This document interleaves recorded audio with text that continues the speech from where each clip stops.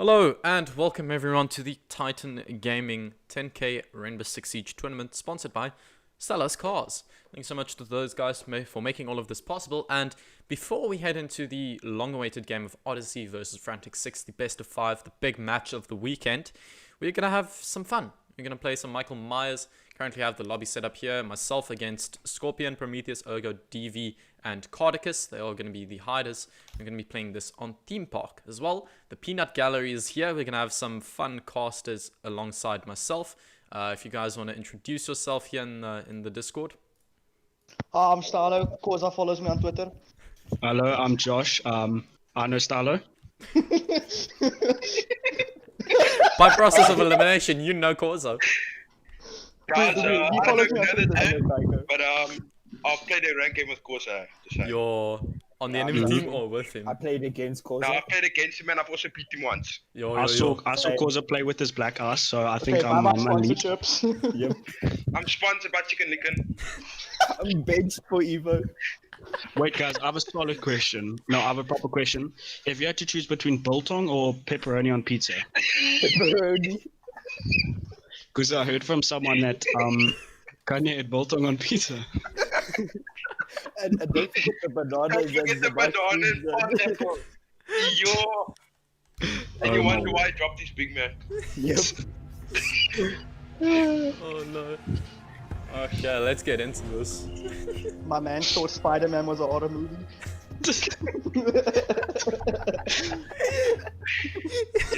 Yeah.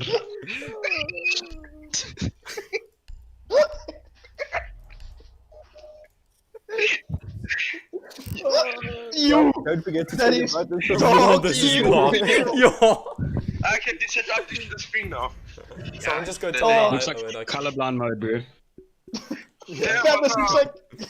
I thought it was season 1 of Fortnite again, not gonna lie. Away! Oh no, this is gonna be cancerous. I know exactly what's gonna happen, guys. Damn, I wish I could see their live. Guys, sorry, what's gonna happen? Ruben is gonna drop a zero bomb. Yep. He's gonna die first and he's gonna leave. I can tell you right now. Rage quit. Need to find the hostage. Oh my. Dude, it's so bad, dude! Release the Drono. You know, Bro, there's gonna be all. Oh. Jeez. Okay. Damn, this is like try-on Fortnite, dude. Raise to 10 at least. Nah.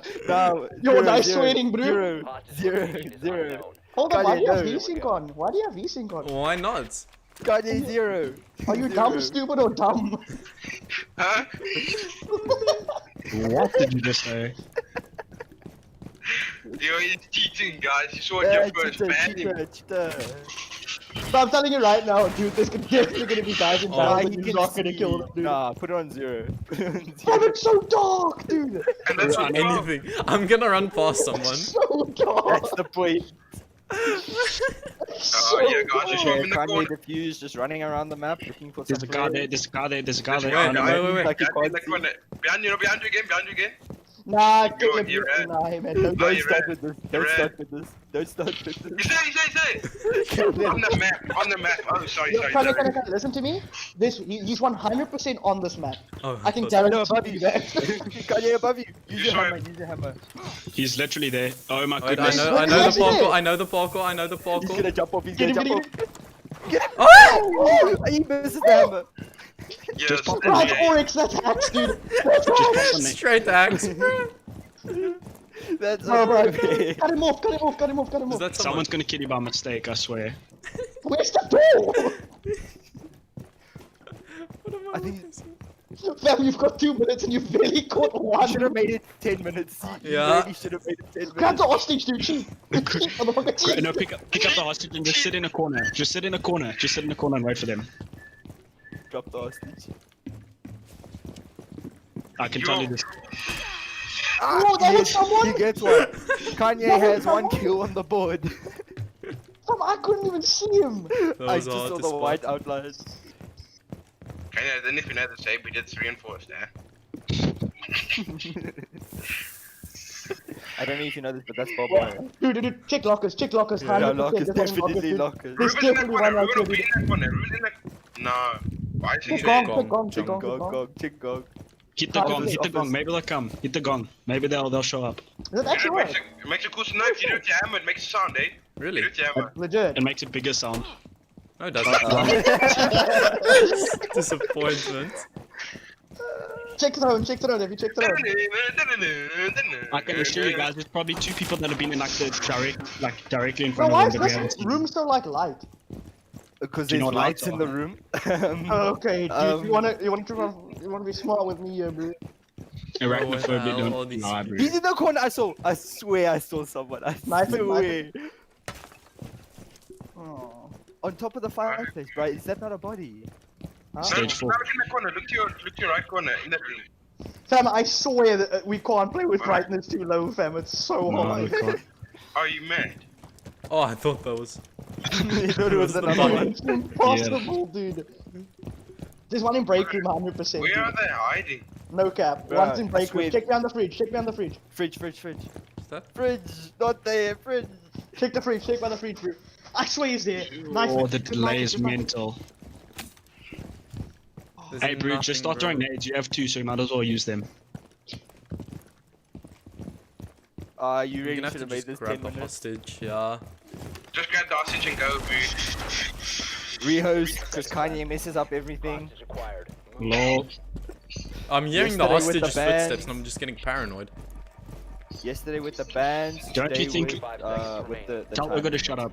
Tell Ugo to shut up. Trust.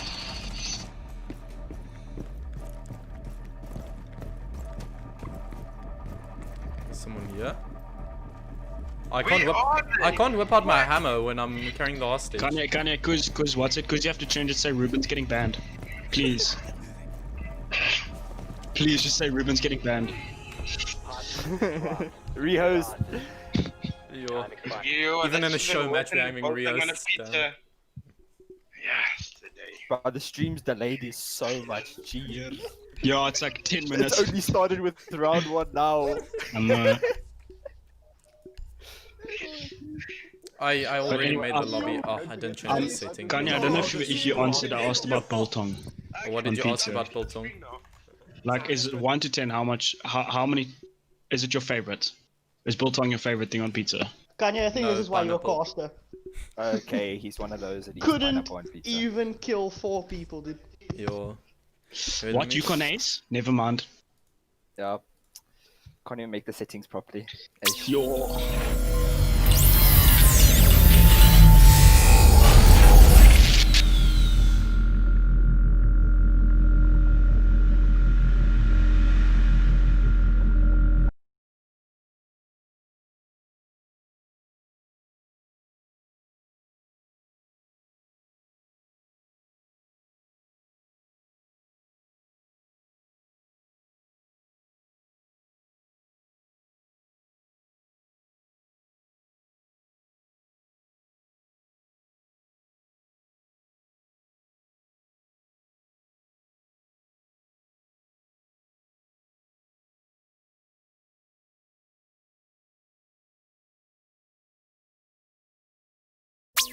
Zero. Yeah.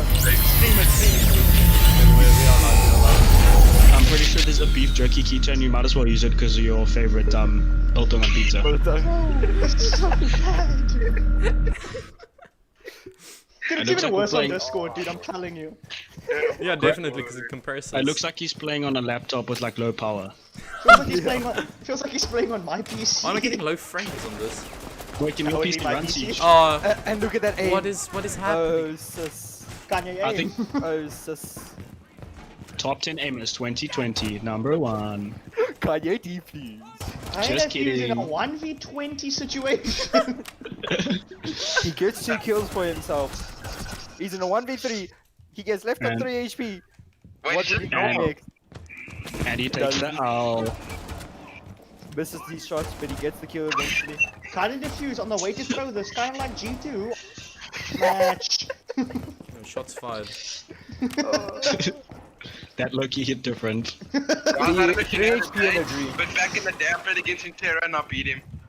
No one You said like we cares. asked her. Let's just see Kanye and his high sense. By the way, chat, I play on 3000. 3000 DPI. Yep, 3000 Yeah, DPI. Yep. 8-8, and then I think like Is that why you're missing so 7 much? KDs. Most probably. If anything, if he lowered his sense, he's probably good. You! Kanye was taking. Yeah. Kanye's I don't currently. see anything. I feel like when Kanye bleeds his Go mind. get a knife kill. Go get a knife kill. Okay. What's the guy's name? What's the guy's name from what's it? Yo, that movie. Nah, your joke's probably gonna be Which dead movie? Let's play Throlly. Ace. Yeah. Yo, Ace, bro. This guy. Ace Machingo. Happiness Kanye my whiffs his beta. shots. Kanye gets shot from behind. Happiness my beta style, yeah. Oh, that sucks, dude. If I knew you were better. Yeah, it's like, Caleb, it's like the granny from Blitz, eh? Yeah. Why did you sound like a car brake there? Why does your mic sound like...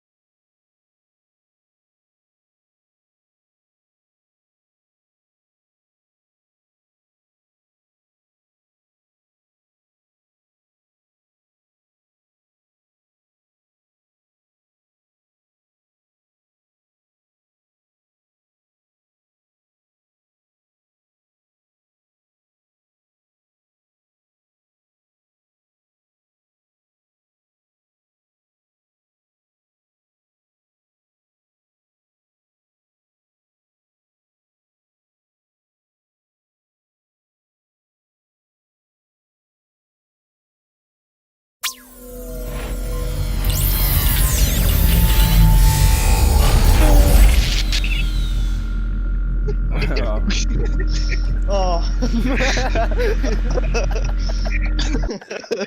They look exactly like that, eh? I swear. Yeah. The stomach is Too just a bad. bit too small. Too bad Lol. chat can't see this masterpiece that we are looking at. I mean, Kanye could probably show it What is it? I can draw it. I can draw it if you want. on MS Paint. What are we looking at? I'll actually draw it on MS Paint quick. Just give me a That is second. illegal. Is it under general or what?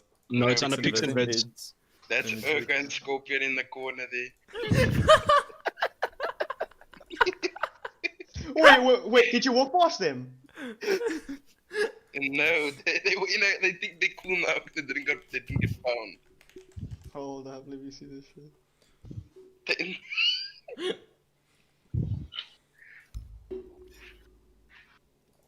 Starlo, can't you see? The game's starting again. Let's go. Oh fam, there's such a big delay. Yeah, I know it's like 7 No, minutes. don't look in the stream. Look at Pix and Vids. Okay, I did it in MS Paint, so you guys better be grateful quick. Alright, so we're only gonna do one round now with 10 minutes, I think, because the main game needs to start at 4. Okay, cool. There's a 5. better version. Ogo. At 4. At 5. Yo, Oh yeah, there's 20 we need minutes. to hurry this match. I also want to play one round, you know. Caleb, go check the picture. That's a proper. Oh, dude, Piece I'm of so art. funny on stream, dude. I just watched it back, dude. Yo, I'm funny, dude. Oh, Like that on the video. I'm the main attraction, yeah. So anyway, I can tell you something. Guys, We all know Star is the main attraction, huh? Yep. Facts. Nah, yeah, for boys.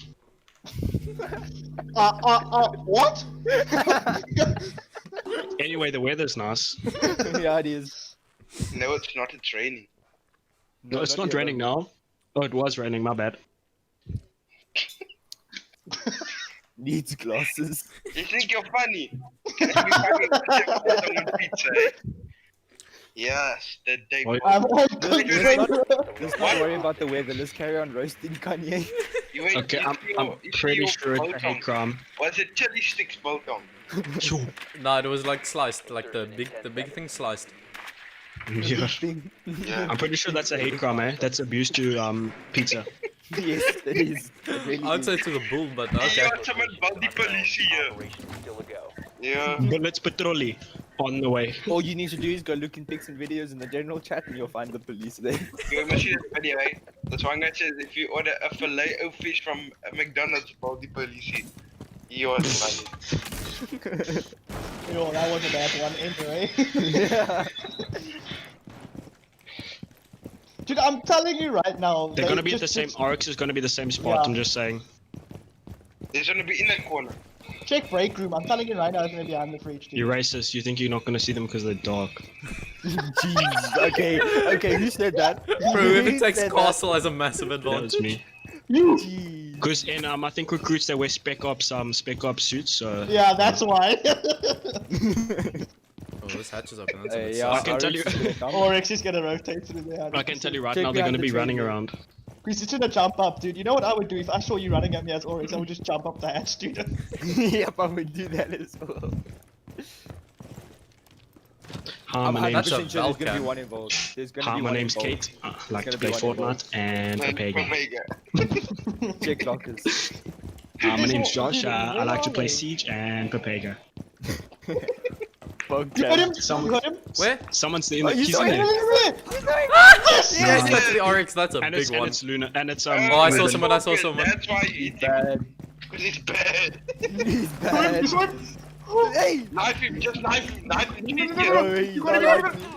No! Why am I- You can't catch him with the 3 speeds with the hammer. My hitting. That's What? 2-speed. That's 2-speed. Why do you have? Why Ah! don't you? Oh. You have grenades. No, you might you as well can't. use them. When he Cut him off, takes you can the cut him hammer, off, bro. Cut him off. I can't use the shield. Ah! you I'm can't faster use the than him. hammer. You're not gonna hit You him. have a gun. With these What behind shots. you? What was in the corner next to you? With these shots. Hey! Hey! Kanye, hey! Say it was a misclick. Just say it was a misclick. They Say it must was- kick, they must kick, they must Tell him kick. your trigger finger each. Trigger finger. Look, Ruben's angry now because he died first. That was not a person. No. Wait, didn't we call it? We called it, didn't we? Yeah, Yeah, we did. I literally said Ruben was Just gonna. type in, just type in chat. Must click. Trigger finger slipped. Have you seen that video on a guy with a flare gun? He's like sitting on a boat with a flare gun. It's his first time trying it, and he's busy touching it, and he shoots it into his face. Yep.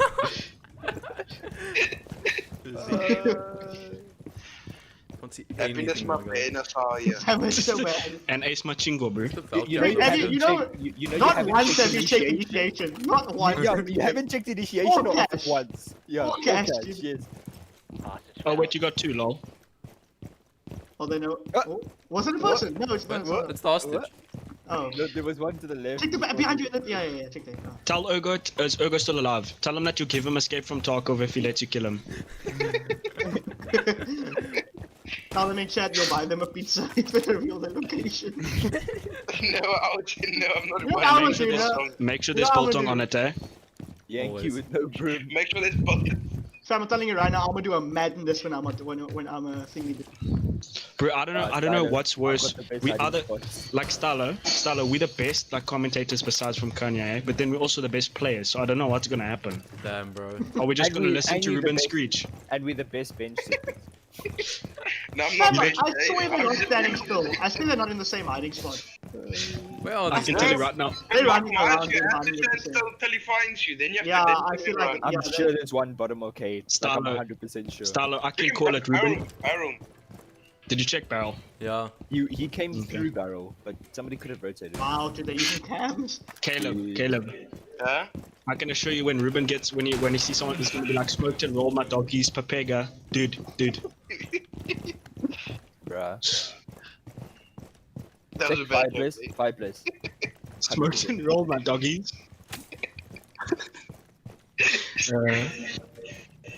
No man's God. You're always Now, where are these guys hiding? Jeez. I can tell you now, if you tell Urgo that you'll give him a Check escape from this again, Tarkov, check he'll this come to you again. now. Check there again, dude. I'm telling you, I heard someone near you again. Check. I bet you 50 cents is no one here. Check. Oh, And I, check around. Did you check behind the paycheck right there, dude? Yo, Why are Can't they I don't know if that's a connected? joke or back you being down, dude. serious. No, dude. Wait, you didn't check bathroom or drug yet? No. oh, that's true. Well, you still got 5 Nah, minutes, so it's no Kanye- rush. Kanye use didn't. this, bruh. You didn't check bathroom yet. I have my G. No, that was you the checked? first one before you rehosted. Yeah. They could have ran in there, so. Check bathroom, check bathroom. Oh, I knew it! I knew it! I knew it! I knew it! Check bathroom, well check done. bathroom. Check Check bathroom, check bathroom. bathroom. Upstairs This is the bathroom. third time upstairs you've ran bathroom. past Upstairs G. one. Oh. Yo, you're bad, dude. Look at Ruben commentating. That's our job, bro. I read you beat him up. You- Oh, we're Yep, shilling that come on. we're shilling his Fortnite account. No. Just sell his Fortnite account, that's all. Tell him his sister used all his V-Bucks. Yeah. My name's Josh. I like to play Fortnite and Papega. What the? I have a solid question, Kanye. I'm asking for a friend. Can you run outside? Yeah. If you hiding. Okay, cool. Oh, if Okay, you're cool. That hiding. was my idea. That was my idea, dude. Yo, man, Yeah, dude, we just I was gonna go out and spawn, me. Just run around. Yep. Oh, it's man, we like literally I was- just do laps. Oh. Imagine if we could do this on the you know the seasonal tournament, whatever. I don't know what I'm saying. The On the on that Team map Rock, in the stadium. The That map, Oh, that's, okay. yeah, invitational. That would be so Didn't they do fun. an iFight in 2019? No, I didn't Okay, ask, but as I was saying, Okay, do you know what? Sometimes the things you say hurt people. since Yeah, since he you used does. your gun, you might as well use your grenade. I'm just saying, like just in case, you know. Fam, you know what you should do? Use your drone. You've got 3 minutes. Oh my goodness, imagine, bro. Imagine Use your drone in my Myers. Imagine. Okay, just guys, spam this is gonna be the strat, boys. We're gonna get an echo, we're gonna get a clash, and we're gonna get a No. a cap cam. Frostmat, Capcan, Legion. Koyo. No trap ups, by the way. We don't allow them. Really? No Dirty ban account. Dirty ban It's account. fine. You don't get my joke. It's fine. It's I fine. do get it. Oh, Rikushi. uh. Oh, I get it. Oh, I get it. Oh, I get it. Guys, you're supposed to laugh. Sorry, bro. No, it was so funny, I forgot to laugh. I'm not a good actor, bro. I swear you've been past this place like 11 times. Oh, wait. Doesn't check the rest of the map. You still haven't checked the bathroom. Break room. right? You haven't checked No, break he room. did. He did check bathroom. Oh, cheeky run out. Cheeky run out. Okay, That's can you lockers, just? wasn't it? That's I lockers. bet you bro. 5 rand that Urgo's gonna come if you say escape from Taco for free. Nah, bro, I'm telling you right now, that was lockers. No, you I ran run. out here. He checked bathroom, No, you opened that. No. Sweet. You smoked did. and rolled. You opened it, bro. No. Yeah, you did open that. Yeah, no, bro. In You're that corner. Dude. forgetting stuff here. Someone's using that cam. He's dropping Big Macs and he's forgetting shit. Pepe laugh. I gift escape from dark. Say from Josh, please, I beg. You, if you die.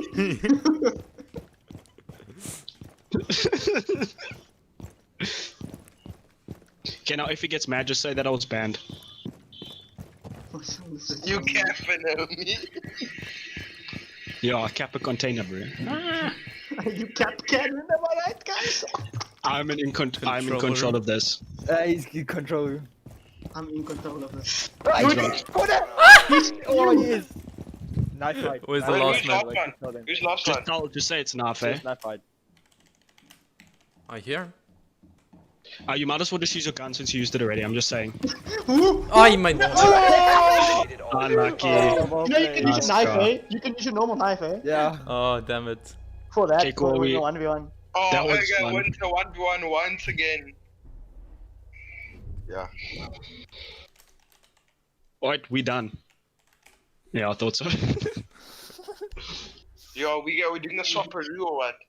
Mhm. Oh, wait. Tell Ruben he's banned just cause. I hope you enjoyed our commentary. You can follow me on OnlyFans.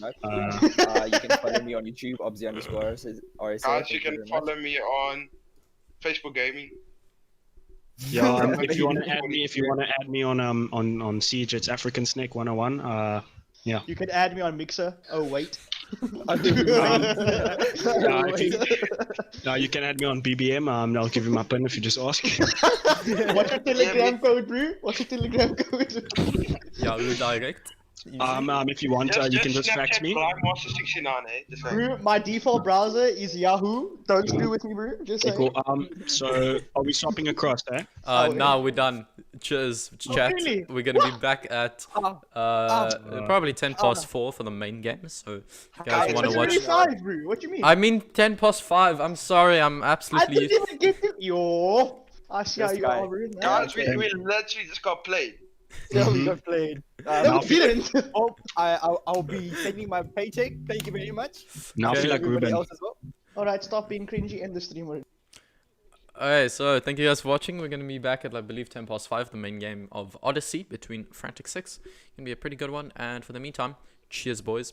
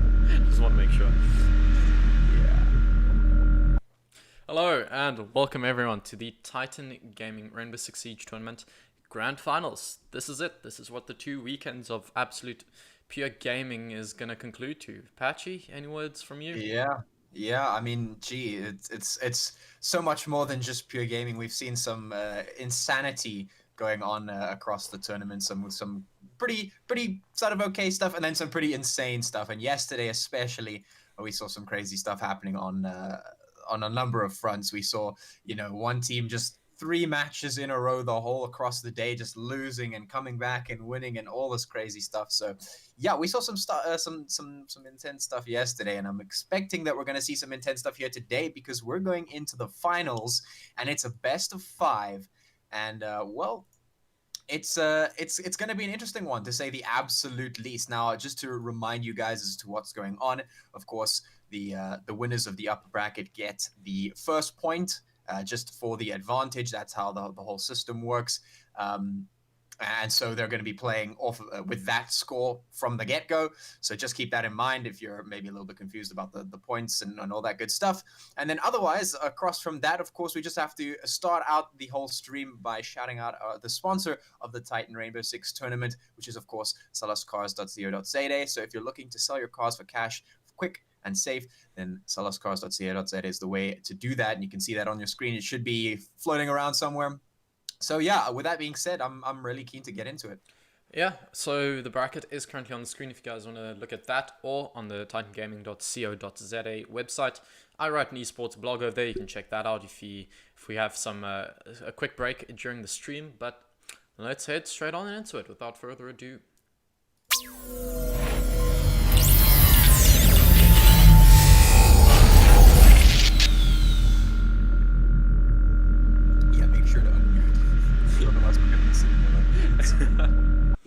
And you're going to be going, yes. Indeed, yes. So we are live, and let's get straight into this map. We're going to be starting on Cafe Dostoevsky, the Russian map here. The big and beautiful cafe. Pretty good map for Frantic6. I do not know if Odyssey are good on this. I'm going to be honest. I haven't seen a lot of their games, but let's get into this ban phase. Yeah, I mean, Odyssey is here, right? So they're obviously good enough. The question just, is which of these teams is most prepared? Because obviously Odyssey, they've proven themselves. The fact that they made it all the way through that upper bracket is obviously proof enough of their ability. Oh, Blackbeard taken off the board. So that's the second time that we've seen it on this map specifically. Cafe, yeah. Pretty interesting one coming out. And the second one will be, well, wait for it, Thatcher. Thatcher. Yeah, Who else? Yeah, that pretty standard stuff, and I mean that's no surprise at this point. You don't really need to target ban entirely. It's not entirely necessary. Just take the power picks off the board and then put yourself on a sort of regular playing field. That's basically what these two teams are sort of doing here. But speaking of, we're going to see Clash taken off the board. We saw that happening a couple of times. Now, when she's been left up, I haven't really seen Clash being utilized, so I'm not too sure how effective the Clash ban actually is. Most teams tend to run strats that don't really include her, and the ones that don't even pick her up that much. But the Goyo being taken off the board means that shield utility gets taken away, which is a very crucial pick up there on the 3rd floor defense. Obviously, we see that shield setup coming there almost all the time. It's like a staple of this map. And so that's going to force the defenders to, of course, pick those other operators with shields, and they're not going to have that much going for them. So if they want more than one shield, they're going to have to pick more than one operator with the deployable shield. So that is a nice little spicy ban coming out there. And, well, we'll see how it works out. Of course, we're going to be seeing Frantic6 on the attacking side and Odyssey on the defense. And, well, operator lineups looking pretty standard so far. Yeah, so Odyssey, they're on the defensive split. They're obviously going to start it as the defenders here. And they're going to be going to kitchen service and kitchen cooking as their primary bomb site. We see the big brain 6-pick off of the Hibana onto the Hibana now. If you are puzzled as to why people most of the times they 6-pick off of something just to inevitably go back to it, it's there's no grace period on your 6-pick. So if you opt to 6-pick but you don't actually choose another operator, it just defaults you to the operator you currently have. Nothing you can really do about that. So might have wanted to 6-pick and then, well, now he's stuck with Hibana. But I mean, Hibana, it's a useful operator to say the least. Yeah, definitely one of the better operators to get stuck with if you are going to get stuck. So not too much of a detriment there. Might just change their plans up a little bit, but seeing that Odyssey is down here on the kitchen bomb site, yeah, it should be fine. I mean, I don't see any problem with the Hibana. It's going to be pretty useful to just crack things open, so long, of course, as they can clear the utilities out, of course, because that bandit on the hands of Luna is going to be there. But they could potentially trick away all of the thermite charges and the Hibana charges as well. So, yeah, with that in mind, let's see. Frantic6, they have begun their attack. Yeah, so the attack is spawning in. Looks like they are coming from this west side of the map. Probably going to go for a top floor clear. You know that the Vigil is currently roaming here in a reading room, so they will have to clear this man out. Looks like he saw the stream earlier. Looks like he's playing the Michael Myers game mode. He learned from what we were doing earlier. But the attack is now, they're entering from this top floor area. They're on the roof, they're opening these hatches. They're going to take this as slow as possible because they know, well, sure, they need to play with the time in mind, but there's only really one operator here on the roam. Once you clear him out, well, you've got free reign of this map, and this man's hiding spot, I'm telling you, this is going to catch someone out if they don't. Yep, they drone him out. There we go. Yeah, that was an important drone right there, because if they missed that, that would have been absolutely devastating. But speaking of devastating, Zofia going to get dropped immediately. Now Ash rushing right up behind to try and hunt them down, but they will manage to escape. That means that Figure is going to be on less than 25 HP going into this one. They should be able to clear out the top floor here. But yeah, the Vigil still alive there, can catch people out. There it is. There is AML straight off the board, and 1 minute 30 seconds left for Frantic6 to try and we'll keep going in a 4v5. Yeah, so Alpha taking a bit of damage, but that was a great flick coming out from them, getting the player on the new balcony side. Great shot from him, and now they are a man up, and notably they've cancelled Frantic6's map, the map sweep. They can't clear out this map now. They have to live with these roamers up above, and well, with a what do you call this area again? I don't know. The baking push. It might be a pain in the ass to actually clear that out, but oof, almost a team kill coming out. But no, Fish to get a double for himself, but Terminator answering back. The SMG-11 there now equalized out into a 3-on-3. Swings wide with the shotgun. Might not be the wisest of players. Lulu gets the kill with the 5.56, and now suddenly what looked like a lost round for them based on that opening kill. Well, it might still not be, as another kill goes out for Spectre. Yeah, maybe he was expecting the player to be a little bit closer with the shotgun there, but it isn't to be.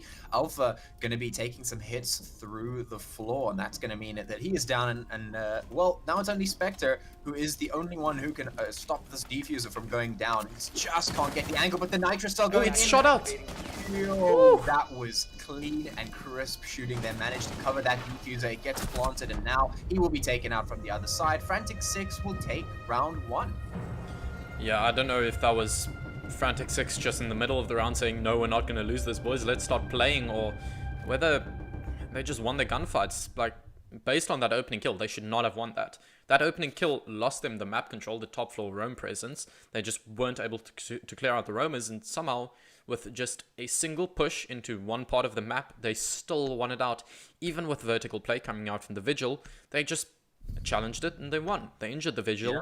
The Cade was left last life, and what can you do with your Org A3 when your C4s are getting shot out of the air because Ducky is insane?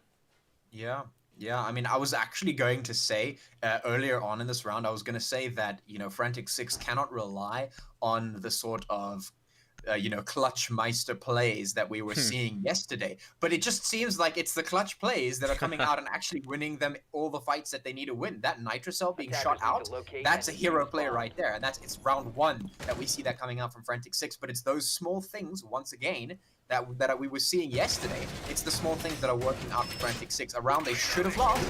It's a round that they just won because of those small little details. And if that continues to be a trend, then we might just see Frantic6 winning, you know, by a hair, but a win's a win.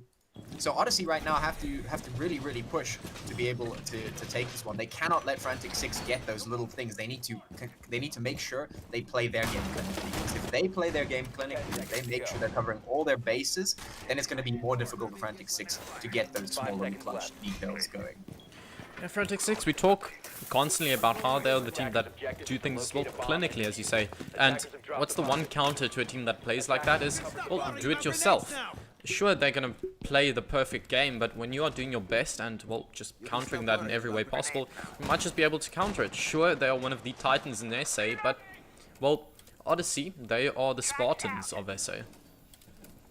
Well, I mean, they're also Titans, technically. If we want to be clear, That naming, just Titan Gaming, and then your logo is a Spartan. yeah. Oh well. Amazing stuff. In any case, some pressure coming in and through towards the bakery area. Frantic6 start to push in, using that util to start clearing everything out as per usual. No one going down just yet, but some decent damage in towards Terminator, so that might just come back, bite him in a gunfight if that happens. Now the smoke charge is coming out to just delay, but Fish and the rest of the team are pushing straight through it. Not going to be too worried about that. They're going to make their way in, set themselves up, and this time they're not bothering with the entirety of the clear for the rest of the map. They're just sticking to this attack here towards Bakery, keeping their crosses trained towards the site.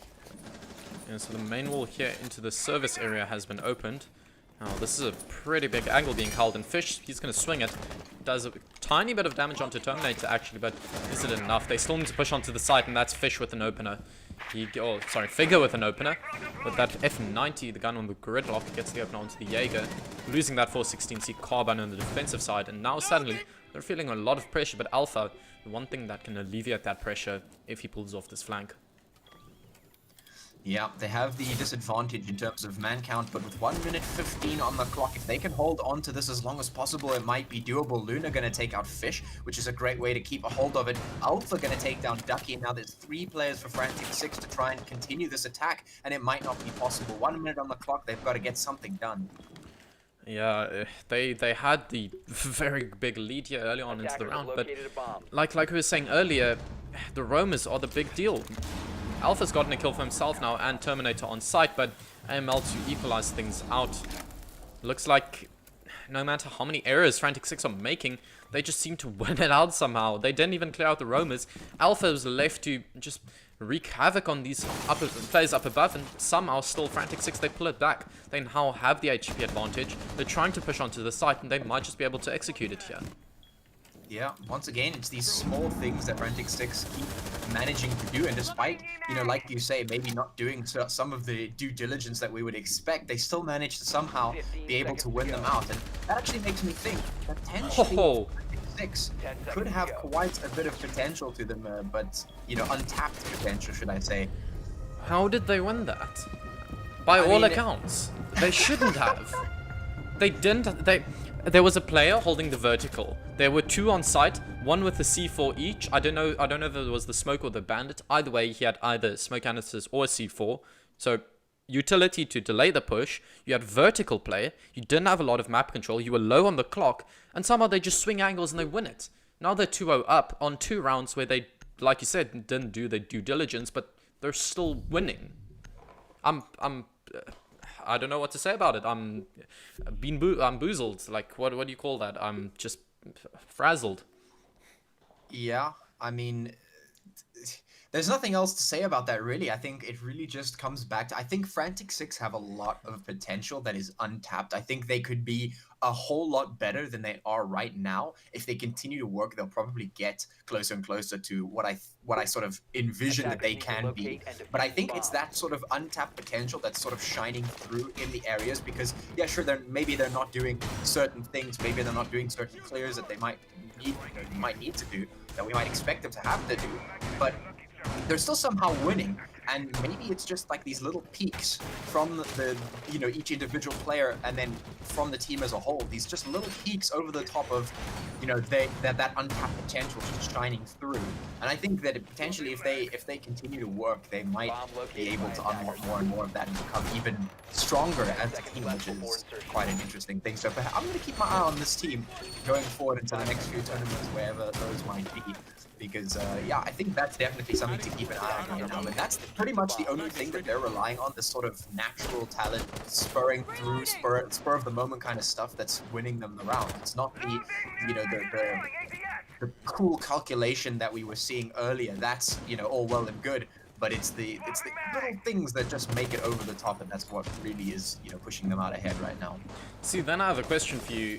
When we think, okay, these players are just insane, it's just raw talent, is do they consciously make an effort to say, okay, leave the roamers, we know which angle he's going to play and we know we're going to win it? Are they relying on their raw aim and kind of leaving the rest of the things because they know it's not as important, they know they're going to be able to win it? Or is it just simply they are lacking in the strats and just making up for it completely through their aim? I have no idea. That's something that we'll probably have to ask Yeah. at some stage, because Keep a that note is there for really the interview. Easy. Yeah, definitely one for the interview. Because that's something that I think a lot of us want answered right now. Because, yeah, Frantic6, they have 2 rounds now in total ahead of 0 for Odyssey as we head into round 3. We got 1 minute, 48 seconds on the clock. Frantic6 once again and making their way in. Of course, it's going to be the 3rd floor that they are launching their attack on. They're going to be wanting to get in towards the red stairs. Alpha are going to be taking down Figure to open things up. Yeah, notably, they're not actually playing a player. Well, there's a player at Pixel, but he's not playing Pixel. He's using the position, but not with the traditional setup. He's not using those ADSs, those what do you call those? The magnets. He's just playing it and swinging it with the 416C carbine. However, has now gone down below. But look at this. They're spotting out the Jackal. The Jaeger might just be able to go for this flank onto him if he's getting the calls here from Luna. He goes up brown stairs and looks like he knows of the Jackal's positioning. He's hunting this player, and if he's not aware, spots the barrel, sprays through the wall, and that's a great headshot to find. That is, yeah, that was a good Oh, one. the Ash is just... Don't know if you saw that visual bug. Looked like he was just hanging. Okay, I've been seeing a lot of weird things today on Siege. If you want to check on my Twitter, I actually posted a clip where a player was literally invisible and killed me. That sounds like fun. Yeah, Siege has its quirks, but at the end of the day, we all love it, and that's why we're here. But Ducky and Lulu, the left last live in a 2v4. The Type 89 and the 5.56, 2 very strong guns and 2 very strong hard breaching operators, so they can still open up avenues onto site, but with 25 seconds, there's not a lot you can do. They have the diffuser, sure, but they're going to have to break out these castle barricades. They're going to have to push onto site, and Dr. Dropshot to find a double for himself in the round, looking for the 3rd, and he finds it. The Jaeger to lock things out, and that's Odyssey to take their 1st round. Yeah, and I mean, maybe to go start answering the question that you asked a little bit earlier in the right there, it seemed like Frantic6 didn't really have any sort of response to what they found on the 3rd floor there. Once they got their way in, they were there, they were in the sort of beginning stages of the attack towards the site, but they weren't able to progress. The fact that the castle barricades were still up, not dealt with, they had no answer for it. They were stuck on the one side of the map without being able to get in towards the site. They had the breachers, but they weren't able to, you know, take the barricades down. They weren't able to get the angles that they want. So, you know, is this the answer, or perhaps a small part of the answer to the question you were asking? Are they just sort of brute forcing it and hoping that it goes their way? Are they lacking the strats? Because right now, it seemed like they didn't really have an answer to what the setup was on the 3rd floor there. And if we see more of that, that might start to give us an inclination as to, you know, what's really going on for Frantic6. Yeah, I mean, it's still a small sample size. We've only seen 3 rounds, so heading into Reading Room and Fireplace, this is a very different site, you know. It's a lot more reliant on the strats, and that's the one thing where, in my opinion, Odyssey is shining over Frantic6. We've been talking about, is it raw, is it just talent, is it strats, what's going on here? And this is the one bomb site where I think it is going to shine. Frantic6, they are not going to be able to win this on just raw aim and winning it out, because firstly, they're going to have to take this top floor area in Christmas, then they're going to have to translate this into the top floor take, because Odyssey is inevitably going to be playing this cocktail area. That's just how you play Reading Room and Fireplace. So I want to see what they do with this. They have the castle, we have the proximity alarms, those devices I've been talking about the entire tournament, so definitely an interesting lineup here coming out from them. As well as the Pulse, actually, is going to be playing down below this Christmas area, and I really like this setup.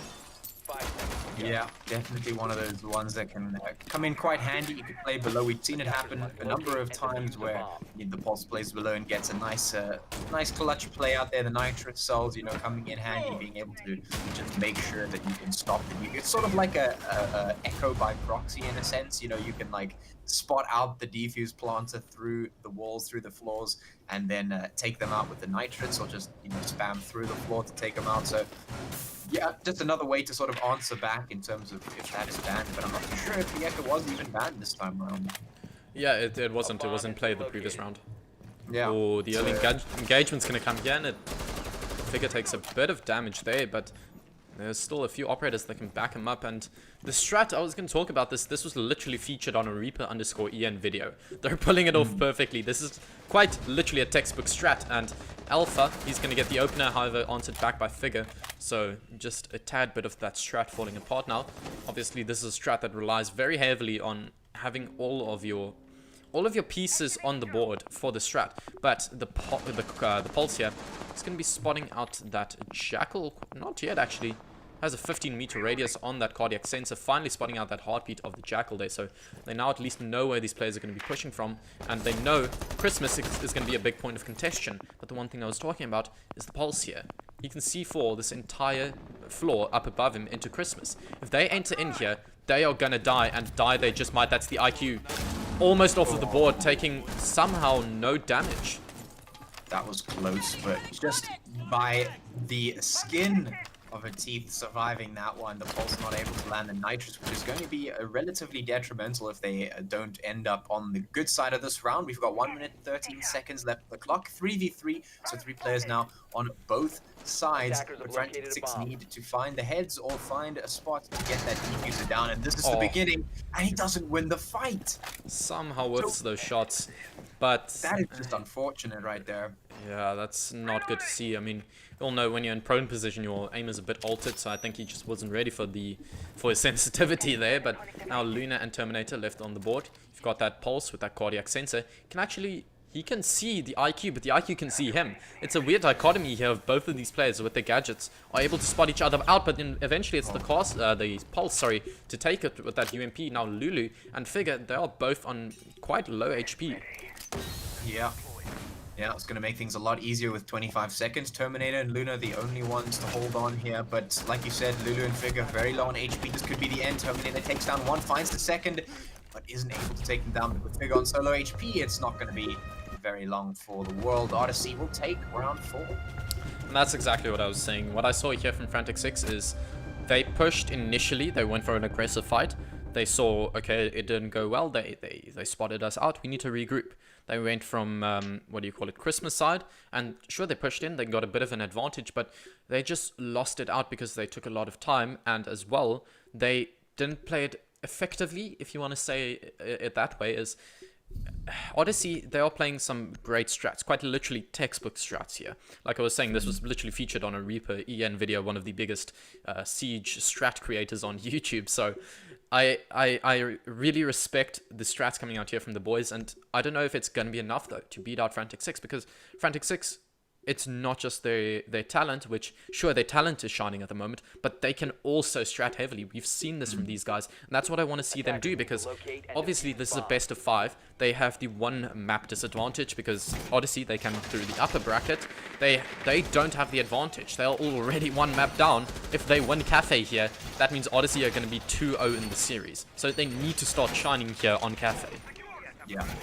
Yeah, absolutely, and we'll see if they wait to do that. Obviously, they picking up the first 2 rounds was quite useful for them, but now that has been evened out by Odyssey, which means that as we head into closer and closer towards the end of the first half, obviously, Frantic6 will be wanting to put in as many rounds here as possible, because potentially we might just start seeing the bigger strats come out on the defense side, where most of the strats generally are located. I think it's potentially easier to create and maybe pull off strats on the defense than it is on the attack. So a lot of the teams that I've spoken to, a lot of players that I speak to, a lot of things.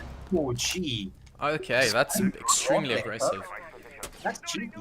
Fish should have seen that one coming, if I'm honest. Yeah, absolutely. Well, the thing is, actually, I talk about this a lot. A lot of the time in these competitive matches, we don't actually see the players be very ready for the spawn peaks. They don't actually give over as much respect as I think they should.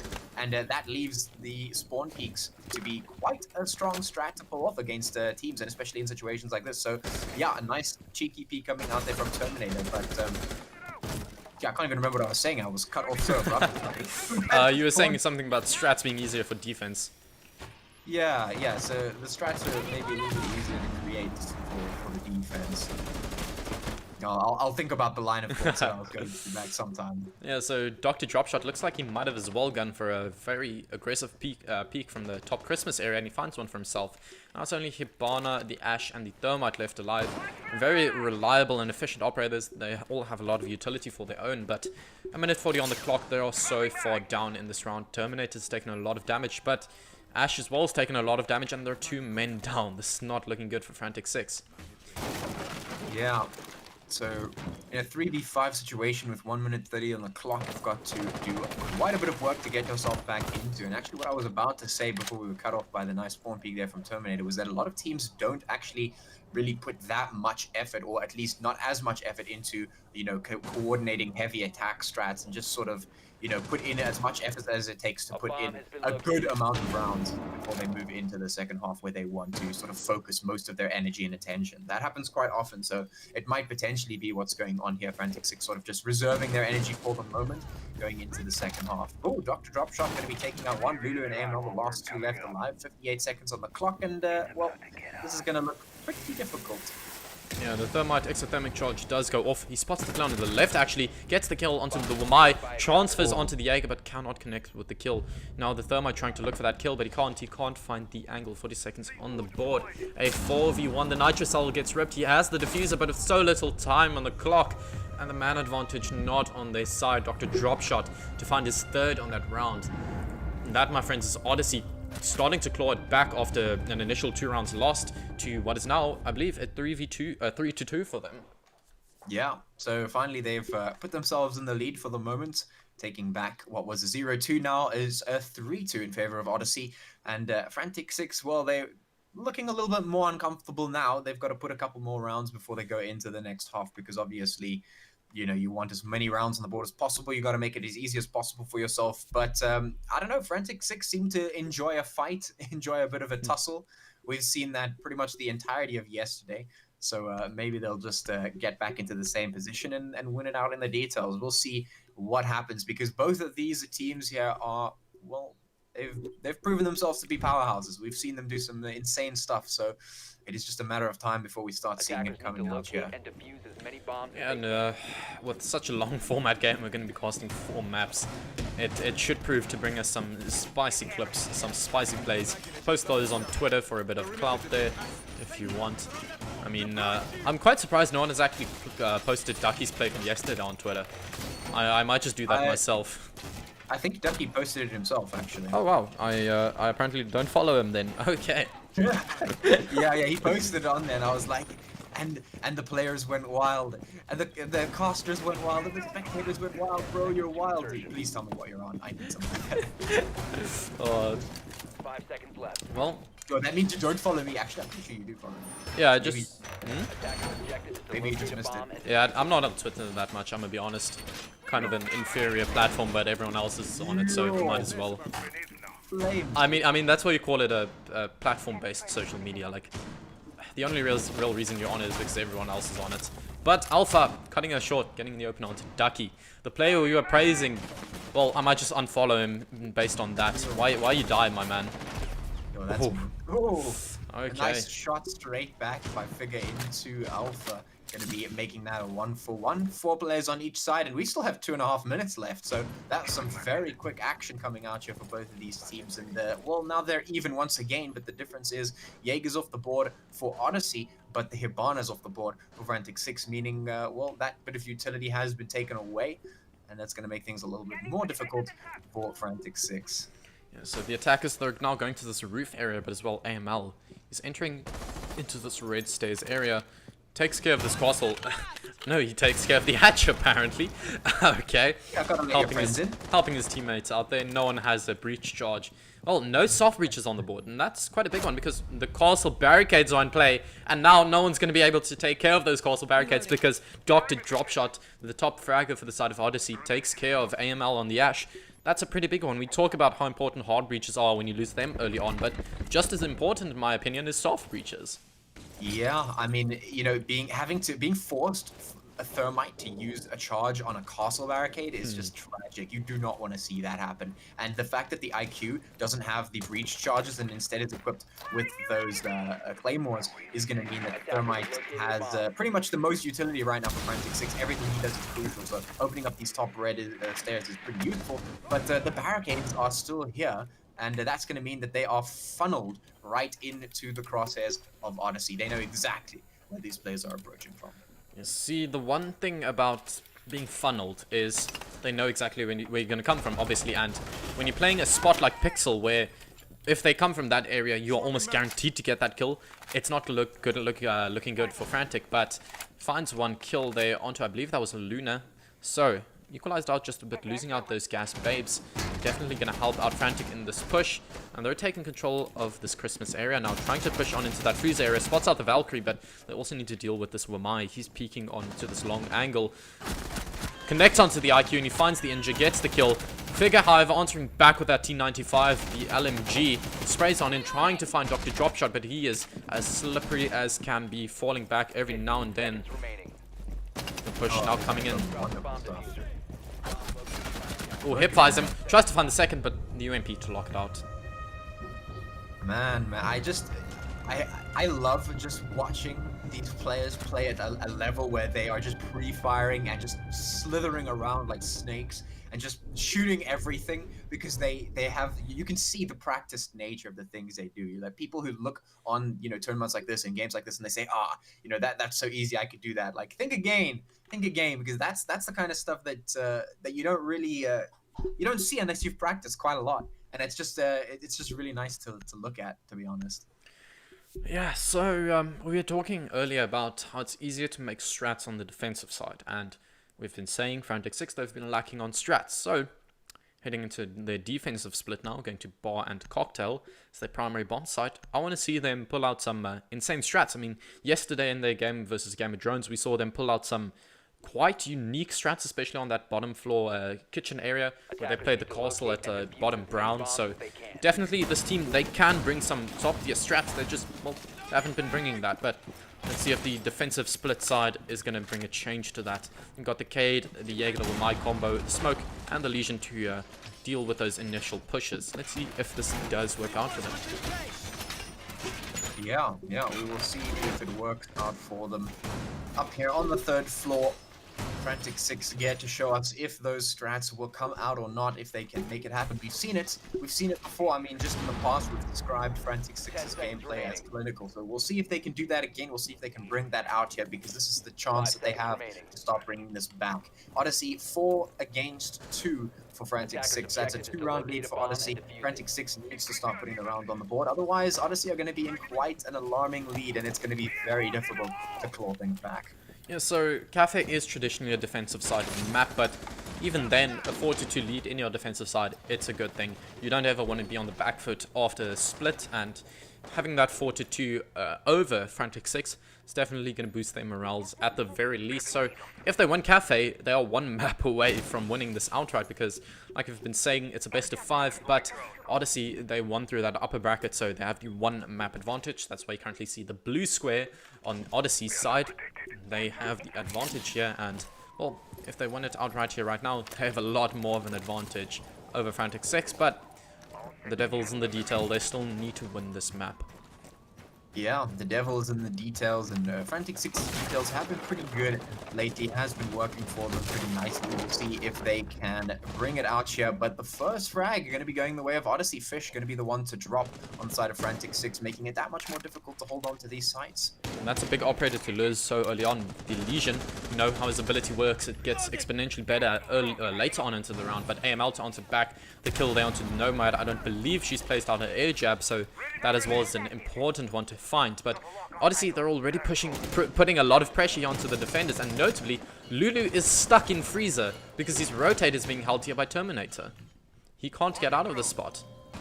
Yeah, So that means he is captured very much in one spot, and if he leaves, will be taken down. Otherwise, they'll know exactly where he is. AML going to be dropping though down, but not out for the moment. Lulu, the next one to fall. This is not a good place to be in. It's a 3v2.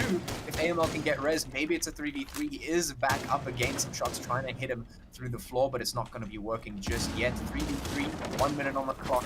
Oh, Has to give and he finds it and he tries to go for the second. Sprays onto the ash, but the ammo runs dry. Now 10 ammo on the R4C, but that's enough for him. Terminator doesn't have to deal with the low ammo capacity. Now Figure left last alive. He tries to find it onto the ash, but now he is stuck on New Balcony. Hiver rotates out, but now the Bucker knows exactly where he is. Pre-fires onto it, but he does not find the kill. Terminator and Figure, they're each on about 1 HP. The AUG A3 does around 28 damage, I believe. The R4C about, what, that's 32. So 1 bullet from either of these guys and the enemy is gonna die. This is quite literally the one-tap game. Screw your headshot, just a bullet to the foot is gonna kill each other out here. just land the shot. Just land the shot.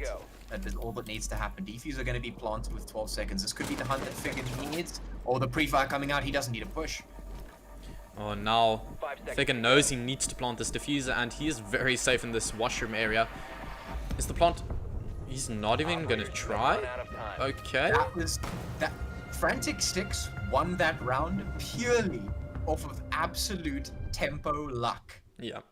Just the fact that he was not at that corner when the pre-fire came through. He was about to be. He was almost there. The pre-fire was just a little bit early, and that tiny bit of tempo saved his life. He saw the pre-fire and he was like, ah, cool. He's not planting the defuser. He's just pre-firing, so I'm just going to leave. And he did.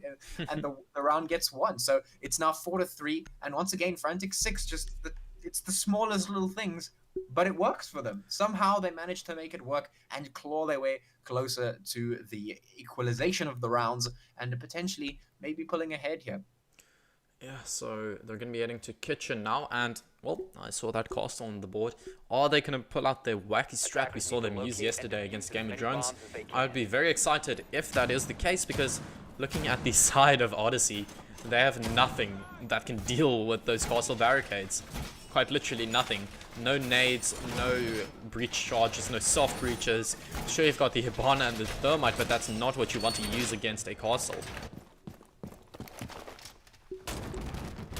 Yeah, the castle strats being employed here very nicely across the entire tournament, basically. And I keep saying it, but I really like to see the castle coming out. It's one of my favorite sets of strats because, you know, the whole point of well, not the whole point, but essentially one of the greatest things about the game is the ability to sort of manipulate the map, right? And most people sort of center that focus around destruction, right? You can blow the hell out of walls and ceilings and all that stuff. But a lot of it is also construction. You can actually build things up, you know, start to funnel the movement of players, and it's the ability to understand the flow of the map and the flow of the players once you have changed the way the map is sort of structured, that you can start taking advantage of it. So I really like to see that sort of shaping and molding of the map towards the way you want to play it, which is really cool. So I love to see that coming out, and then when it's used successfully, it's always very nice.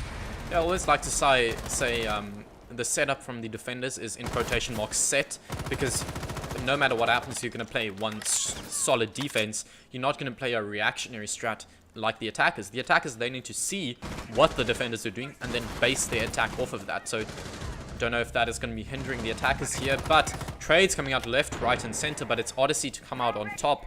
One man up now. Figure, Fish and Lulu left last alive, and looks like Odyssey, they're saying, okay, we don't have anything to deal with the setup in bottom brown, so let's just push Bakery, and push Bakery they do, and, well, they are up a man already.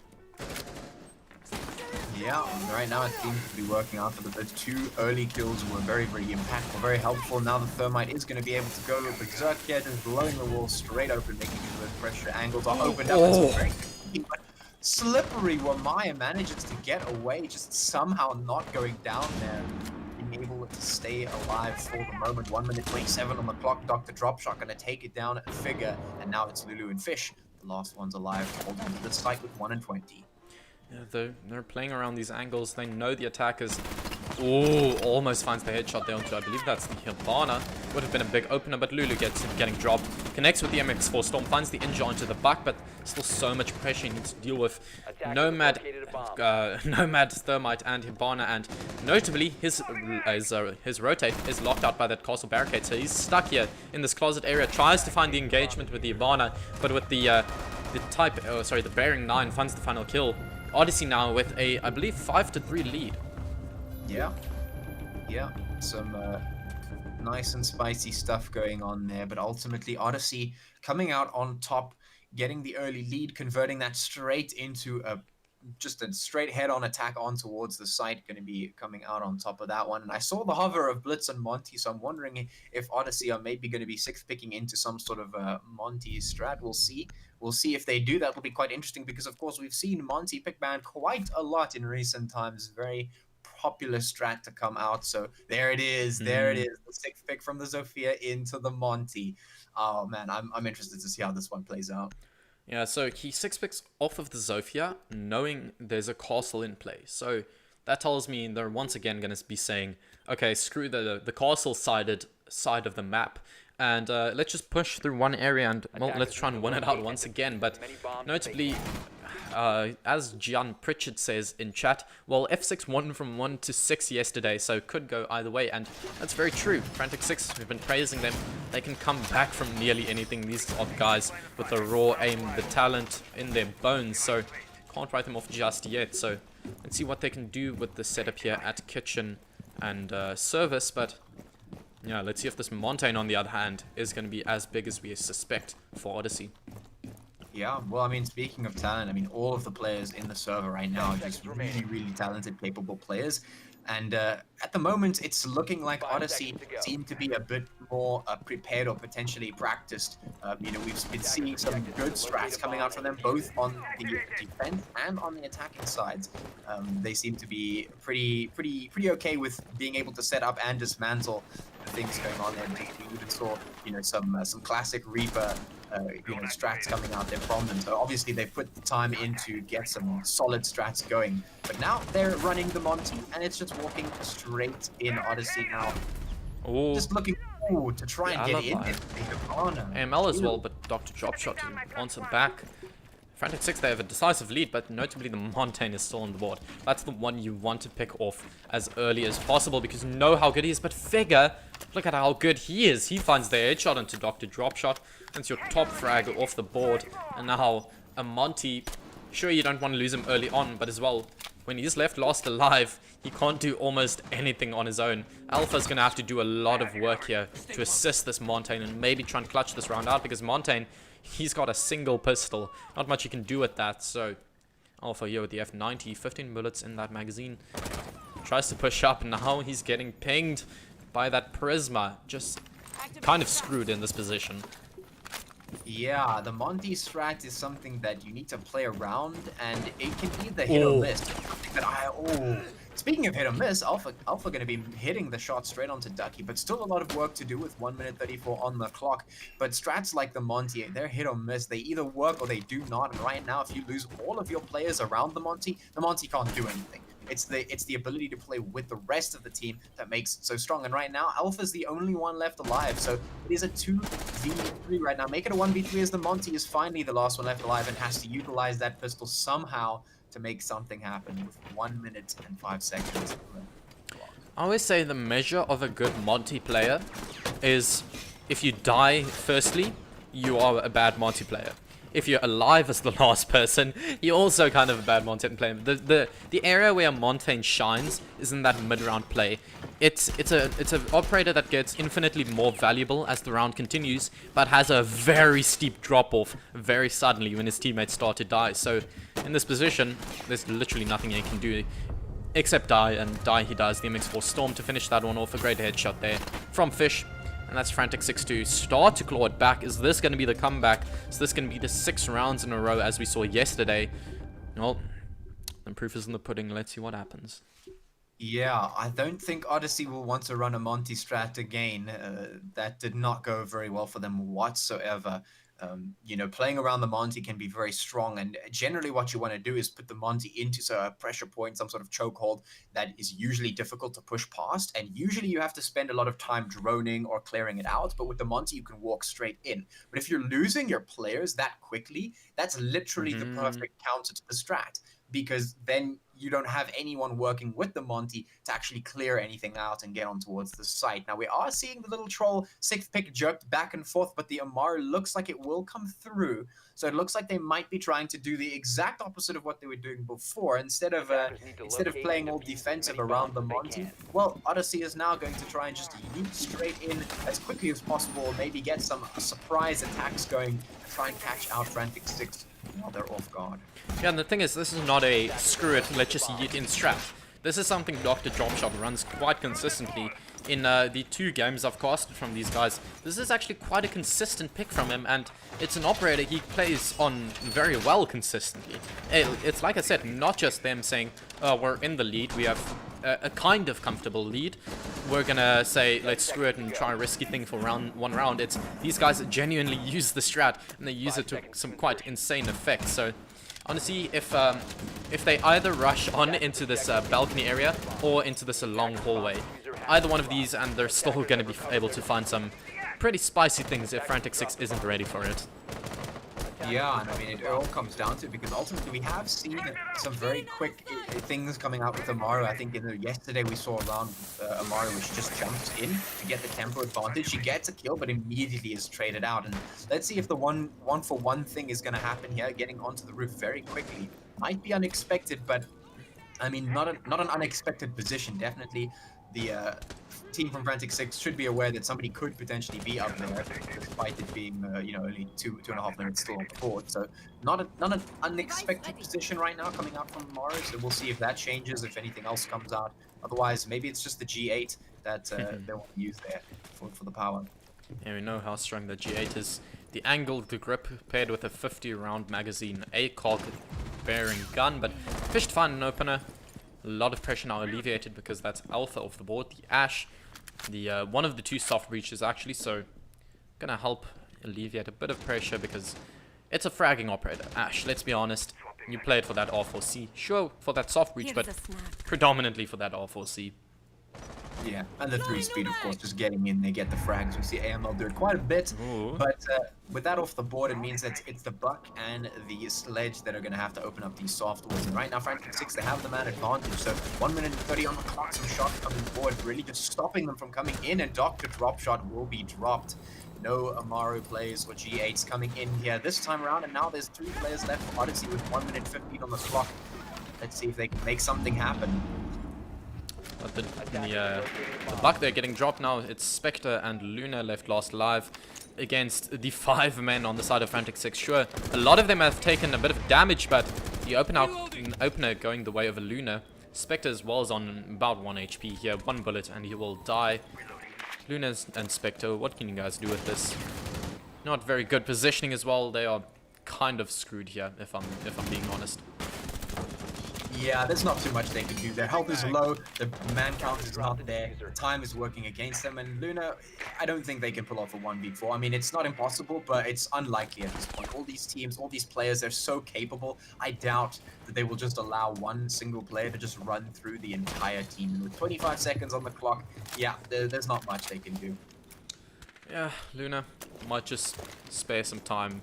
Maybe his team try and recoup, say, okay, this is going to be 5v5 now. What can we do to lock this out and establish...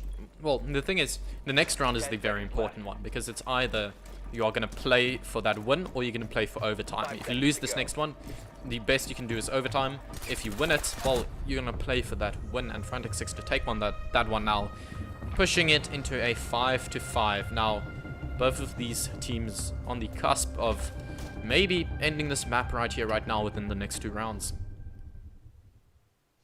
Yeah, it could certainly be done right at this stage. We are 5-5, so match point, it's coming. It's on the doorstep, and any one of these teams right now could grasp it. It is within reach, but the question is who takes it. Last time we saw stuff like this, Frantic6 were able to make the clutches happen. They were able to just get the Deagle's shots going there, put the hits in, make things happen. But can they rely on something like that this time around? It looks like Odyssey want to try the Monty strat again, and well, it didn't work out for them very well the first time, but maybe second time will be better.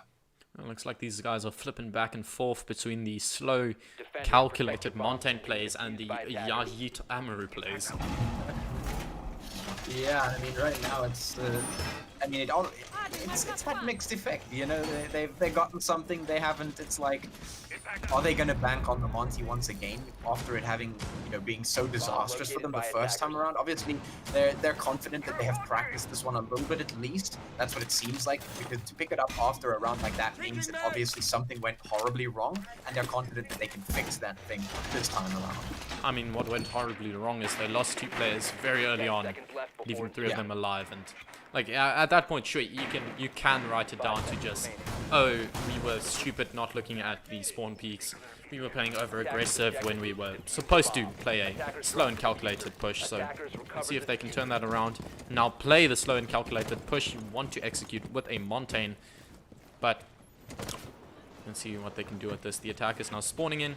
See a lot of soft reaches on the board, a lot of fragging operators. The Sledge, the Zofia there, the Ash, and the Thermite, I would argue, is also kind of a good operator for fragging. All of these to assist in that Montaigne. Yeah. And that's exactly what they've got to do. So they're moving the Monty in towards the red stairs. Might just get him to drop down in there and start playing around that point. Obviously, this is the spot that you want to be in to attack. We see it every time. You drop down into the red stairs area, you start moving in to start doing the clear. And that's what it looks like they're going to try and do here. Just do a floor-by-floor clear, which could potentially be useful. If you're setting your whole team behind a giant moving wall, you could potentially just clear out the whole map and take the frags where you get given them. This could be what they need. 2 minutes on the clock, and the Monty is moving in.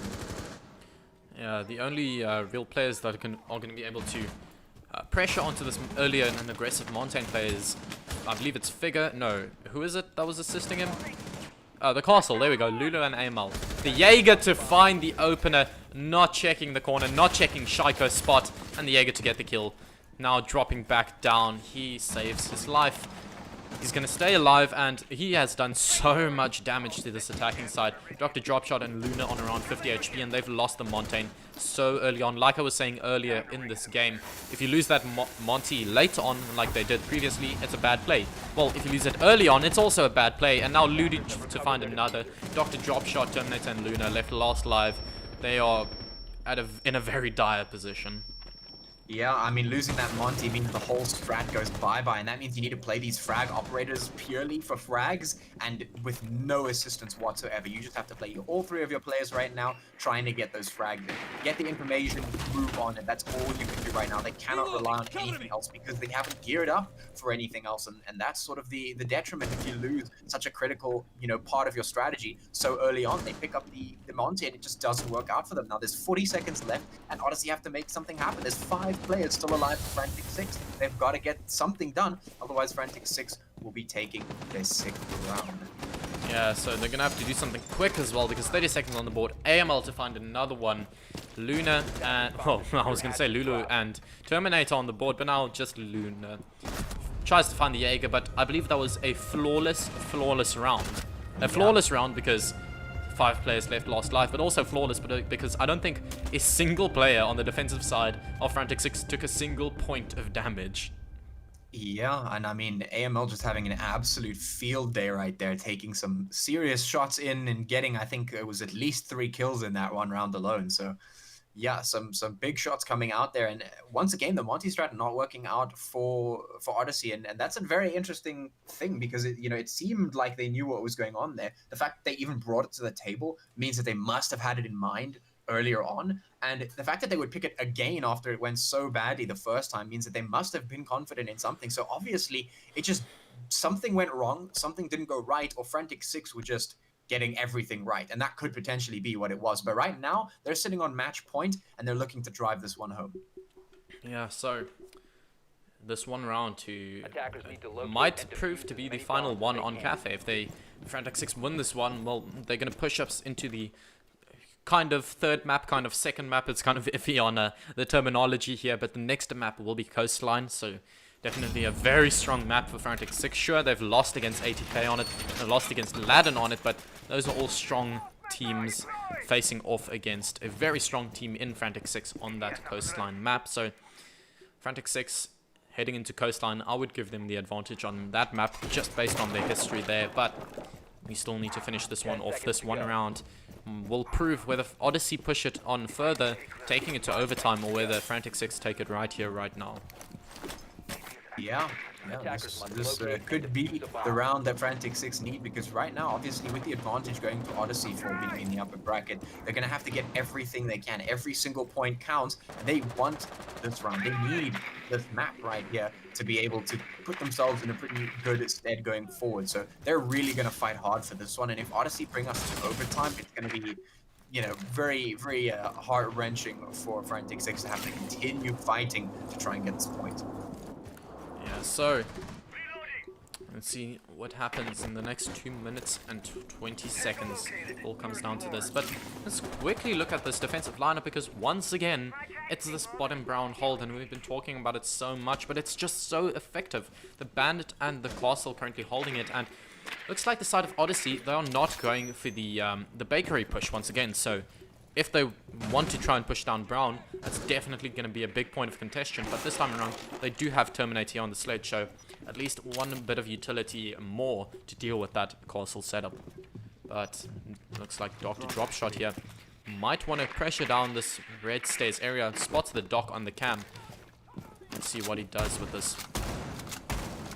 Yeah, the Jaeger, of course, touting that secondary shotgun, making sure you can just open up all the floors in case he wants to, you know, just get some angles going down there, which is always great. Little bullet hole trying to be held there, putting some shots. Lulu going to be down, but not out just yet. So still all players on the board for Frantic6. They haven't lost anything just yet, but honestly putting themselves in a good spot. And there's AML going down, which is a big loss for Frantic6 there. They're going to have to try and stay alive for as long as possible, because 1 minute and 18 seconds left on the clock, and Odyssey are doing a good job of just slowly getting those advantages as they make their way into this one. They do not want to give Frantic6 this for free. They're going to make them fight all the way to the end.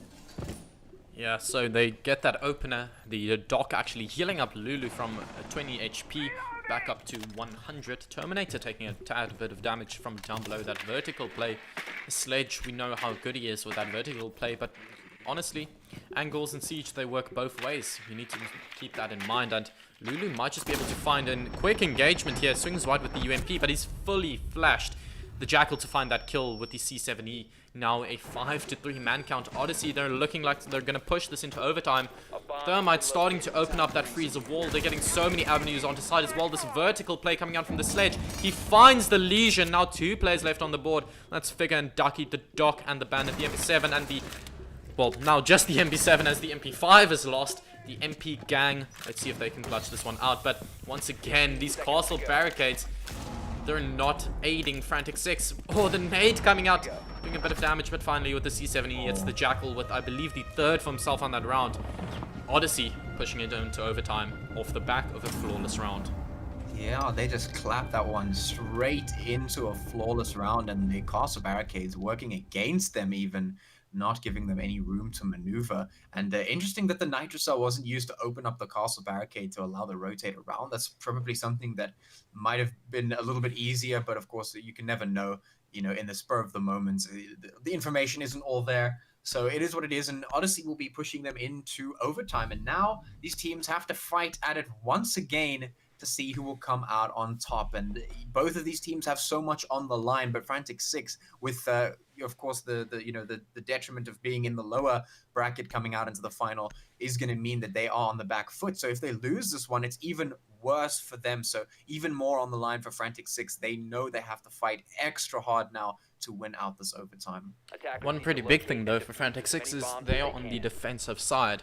Thus far on this map, the defenders have gone 4-2, 4-2. So, just heading into this, the fact that Cafe is a defensive-sided map, and thus far in this very matchup, we've seen the defensive team come out on top with about a 50% advantage.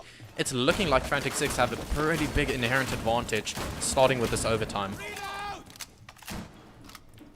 But we can't always put it down to strats. We need to see what happens in this matchup here. On the attacking side, they're opting to not bring the passive play of the Montane, not the active and quick play of the Amaru. They're going for a very traditional setup here. They are seeing they need a more adaptable lineup, something they can play just more reliable with. They got the soft breaches, they've got the flexible operators, the Amaru and the Jackal. So let's see what happens here on in this round. Yeah, the flexible operators worked out for them, you know, in the previous round, getting them to where they are now and allowing that they didn't actually lose out. So they realized that the more harsh and, like you say, inflexible operators not really working out for them. So they're going to be picking up more traditional lineups, giving themselves a little bit more room to breathe and adapt to what Frantic6 are doing here on the defense. And, well, let's see if it works out for them. They need, of course, the rounds to get into this one. Everything, once again, everything matters. Every point matters. Every round counts. And, yeah, even more so now that we're in overtime here on this map. Everything counts. So we'll see if Odyssey can now make their attack in, get some advantages going once again, or if Frantic6 will be able to cling to this one like they've done so many times before. Drones getting shot out. A lot of intel being gathered here by Odyssey, but they need to make a push if they want to even try and start dismantling the hold here from Frantic6. They have a very wide setup here. They have the players up above being assisted by these castle barricades. They'll roam there into Cocktail and White. And then obviously the players down below, they're extending into the train room, the hallway, and into the bottom brown stairs area. So definitely a very extended setup here coming out from Frantic6, but is that going to bite them in the butt? The opener going the way of AML though. That's a big one to find there onto Alpha, the gridlock off of the board. Yeah, that's a good way to start things out for Frantic6. That's going to mean that the man advantage is theirs for the moment. That's going to make them a little bit more comfortable here on the defense. 1 minute and 15 on the clock. And Odyssey, they're trying to make their way in, but there's so much to clear out. This third floor still needing to be cleared by Odyssey before they move down. Because that bomb site is still a good distance away. And with that's the pick that they needed. Lulu going to go down. That's going to make it easier to move through this third floor and head in towards the bomb site. But they still need to hold on here. AML, he is still in this position, waiting to catch someone out. Ooh, he might just get sprayed through that wall. It looks like the Nomad was going for that, but decides to not spray through it for some reason. Terminator as well, he's going for that spray through the wall, and they know the players here. They know that he hasn't dropped back off, but Jaeger, AML to find it, however, answered back is Spectre, equalizing it out into a 3-on-3, but now 30 seconds on the clock. Still have one exothermic charge, so they can use that to open up the main wall into reading, but look at Fish here. He is still roaming at pillar stairs, so he could definitely prove to be a nuisance here. 15 seconds on the board. You need to start making a move here. What is going to happen? Dr. Dropshot gets dropped, and now in a 1v3 finds the opener. They're onto Fish, but 4 seconds. He's not going to be able to win this.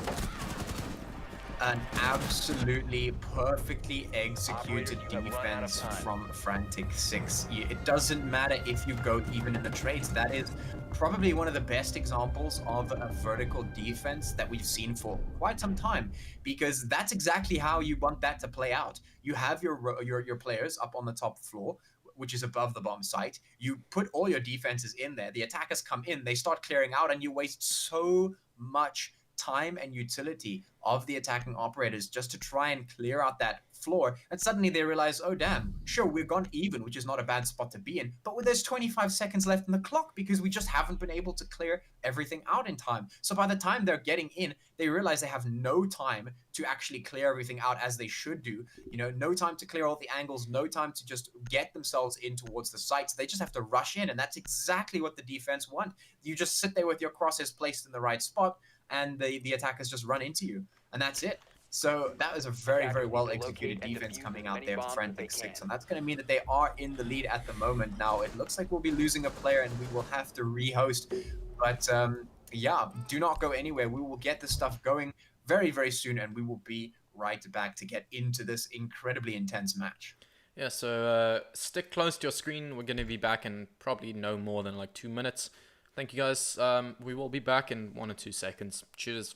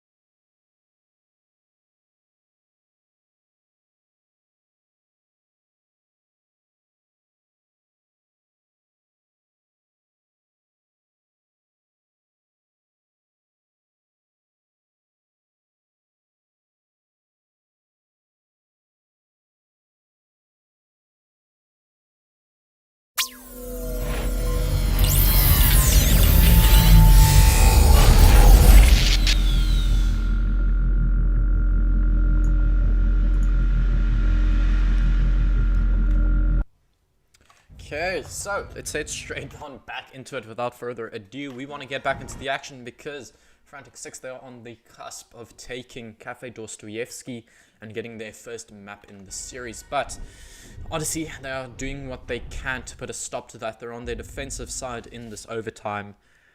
With Cafe being a defensive-sided map, you would expect them to be able to push this into absolute overtime match point. Take it as far as they can. So let's see if the 7-7 comes out. But the mirror actually, is that the very first time we have seen the mirror? How? Yeah, so far that is the first time. And suddenly it is the first time that we're seeing Mira and Echo getting slapped right on the board there. Odyssey, they know they need to win this because if they lose, well, they drop the map. So they need to get this done, and they're pulling out all the stops. They're just breaking out absolutely everything that they can to utilize against these guys up here. And well, that's the beginning of a very interesting set of rounds. They've got the Jaeger Wamai coming out, and of course the rest of those operators coming out as well. Going to be nice and spicy. So we'll see how those get utilized. Of course, on the other side, Frantic6, they took the first 2 rounds right in the beginning of this map. They took the first 2 rounds in a row, and that, of course, was on the attacking side. So they might just want to look to replicate that, and maybe being able to close this map out right here and right now. Yeah, and I want to see how they use this mirror setup. Back in the old Cafe Dostoevsky used to open up this wall and use the mirror at this exact same angle, and I'd argue this angle is even stronger on the new Cafe, so I like this hold coming out from Odyssey. But like you said, Frantic6, they took 2 rounds on the attack last time around, opening it up, so looking to maybe continue that streak and take this map right here and right now. But let's see if the setup coming out here, this quite a new setup. It's a very linear setup, but in terms of what we've seen thus far this map, we haven't seen a mirror yet. So this is a kind of a new setup within this map at least. Yeah, I mean, you know, like I said, it's just pulling out all the stops. They know they need to use absolutely everything they can to their advantage. So they're bringing out the mirror, they're bringing out the echo, they're making sure that they're putting up as strong a defense as they can. Like you said, we haven't seen this before yet in this map. So yeah, save strats, basically sort of saving it for when it's needed the most. And it is needed right now as Frantic6 start to make their way in. Is this setup going to work out for them? Oh, they're making quick work of entering here, but the Ash Charge actually does miss.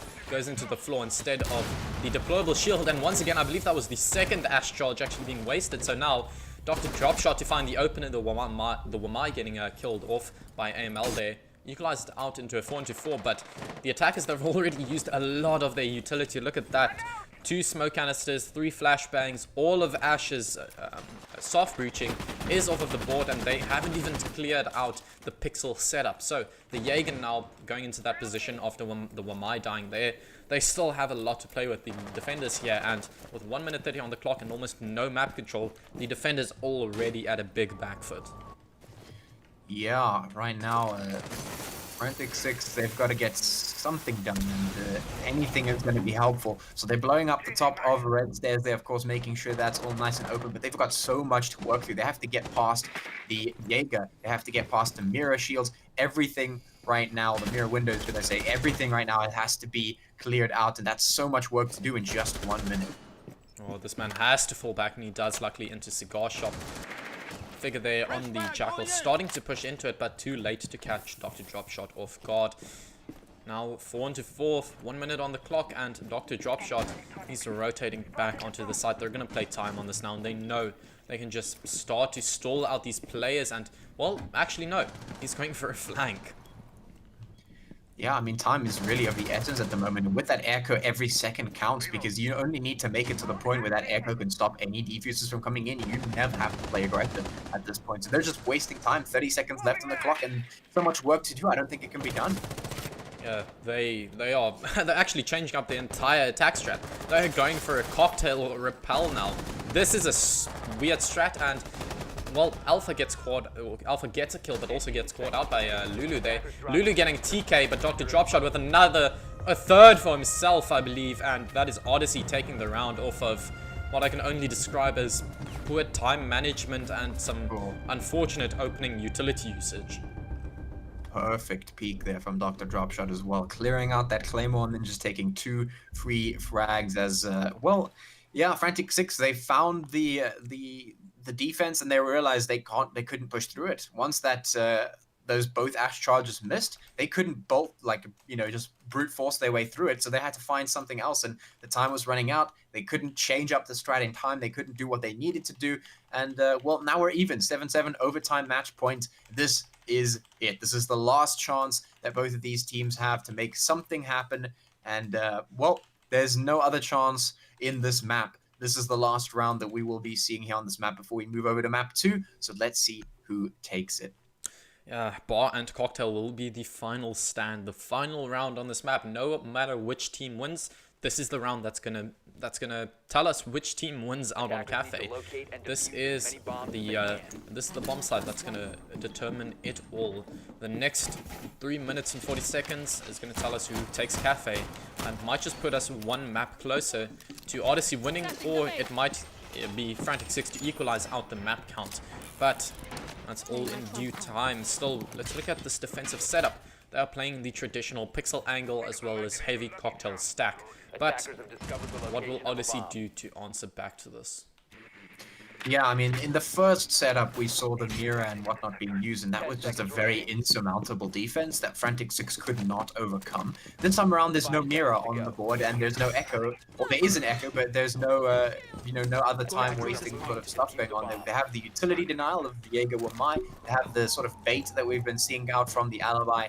And then, of course, Kahi to get the reinforcements in. But this might be a lot more doable than the previous round for Odyssey if they decide to take the same approach as the previous round. Yeah, now 2 minutes 40 on the clock. All the time in the world, but at the same time, so little time. The attack is starting to get onto this roof. They're opening up these hatches. And they want to drone this out. They want to be as careful as possible to establish where these defenders are playing. See that pixel angle being held. However, the rest of Cigar, it's relatively free. So you'd expect the Thermite to come in here, start to open up this red panel. The Nomad air jab's being placed out, and they're now starting to drone this out. They're establishing where the Wamai is currently playing, and now they're going to drop on in here. We'll start with this initial push. Yeah, so traditional red stairs attack coming out to the walls being opened up, and everything is going to come down to if Wamai can hold on to this angle, and if Ash can actually hit those charges this time around, because that's going to be a crucial part of them getting in towards this area. So right now, Fish going to be just playing around close by Wamai right here to hold this angle. Let's see if it comes in clutch, or if they will be able to finally clear this out and make their attack happen. Yeah, now the Wamai and Fish here on the Alibi, playing very aggressively, trying to stall out these players. They're playing aggressive, but at the same time very passive. It's a dichotomy of wasting time, but still playing that tad bit aggressive and wasting more time through that. But the attackers now, they need to start clearing out this utility, and clear out it they will. But the Ash charge actually gets caught by the magnet. However, finally the deployable shield goes down. Figure and AML on the Jaeger now to hold this long white hallway area. The attackers, they need to start doing something. 1 minute on the clock. The exothermic charge goes onto this bathroom angle. Wamai now needs to do something. He swings wide. Takes so much damage himself as well. Fish getting taken off the board there by Terminator. Now suddenly Odyssey with a big entry into this round. AML doing what he can to stall out this push into white. Spots the sledge, but the Thermite to take him down. Oh. AML is not able to hang on there. There's too many angles that he wasn't expecting. Ooh, but that little peek might just come in. Amel's still alive. He's down but not out, so he could still be pulled back up. Drop shot going to be the one to go down as well, but not out just yet. So not ready for it. Angles being held perfectly done. Alpha going to be capitalizing on 2, and Frantic6 now with 2 players left and 20 seconds. They just need to hold on, and potentially they could take this one, but it's not looking good. Oh, well, Lulu to find his second kill in that round. Spraying through the smoke. Taking a lot of damage, but Figure now on 1 HP. If he can cancel out this defuse, he might just be able to win it. Sprays through the wall. Finds the kill into Alpha. Now the player is planting. Will he find this Nomad with the ARX? He does! Frantic6 to take it. Figure. What is that? Figure! Okay. 1 HP just takes absolutely everyone down single-handedly. That's exactly what we've been seeing time and time again from Frantic6. When it comes down to the wire, suddenly they just win somehow. Off just the tiniest play, just the absolute hero play coming out for Figure, and Frantic6 will take this much needed map. Yeah, I mean, we were talking.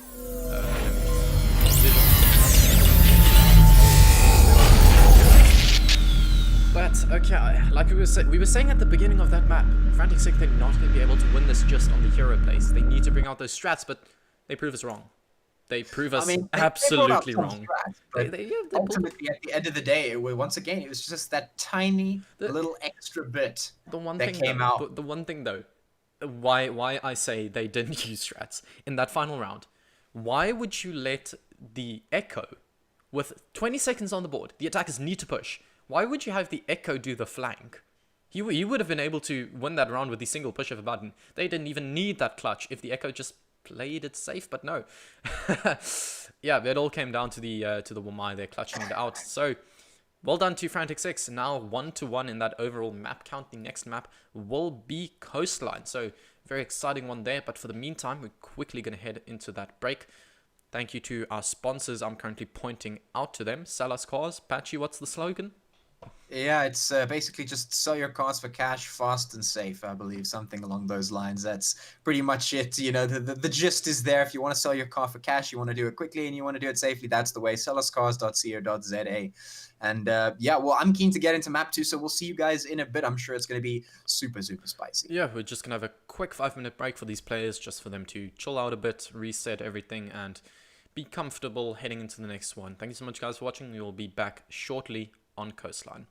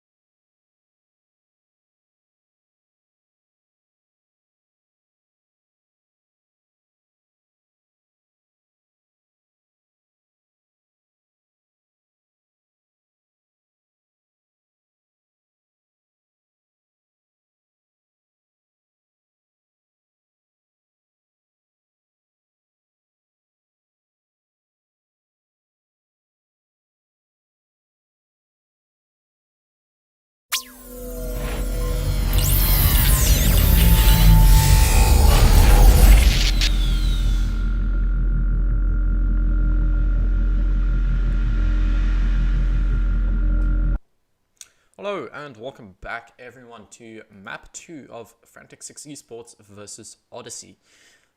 This map will be Coastline, as Frantic6 will be starting on defense, and on overtime Odyssey will be starting on defense. So sure to be a very interesting one. We know what happened just 5 minutes ago, that insane clutch from Frantic6Esports. They definitely can be riding on that momentum and see if that continues on into Coastline. Anything else you want to say before we head straight on in? I mean, yeah, I'm super keen to see what goes on here, because we've seen these two teams do some insane stuff, but once again, Frantic6 showing us, a little bit of that spicy clutch work coming out there, and is the whole reason that they managed to make it all the way up here. So I'm interested to see if that comes out again. We know they've been doing some great work on Coastline, as it were. So yeah, I'm keen to see them get right into that. And of course, just before we head into the match, got to plug those sponsors, sellerscars.co.za. You can sell your cars quickly for cash, nice and safe, all that good stuff. Head over to sellerscars.co.za if you want to go check that out. Now let's get into map 2, because we've got plenty of matches still to come. So let's get this done. Yeah, let's head straight into that.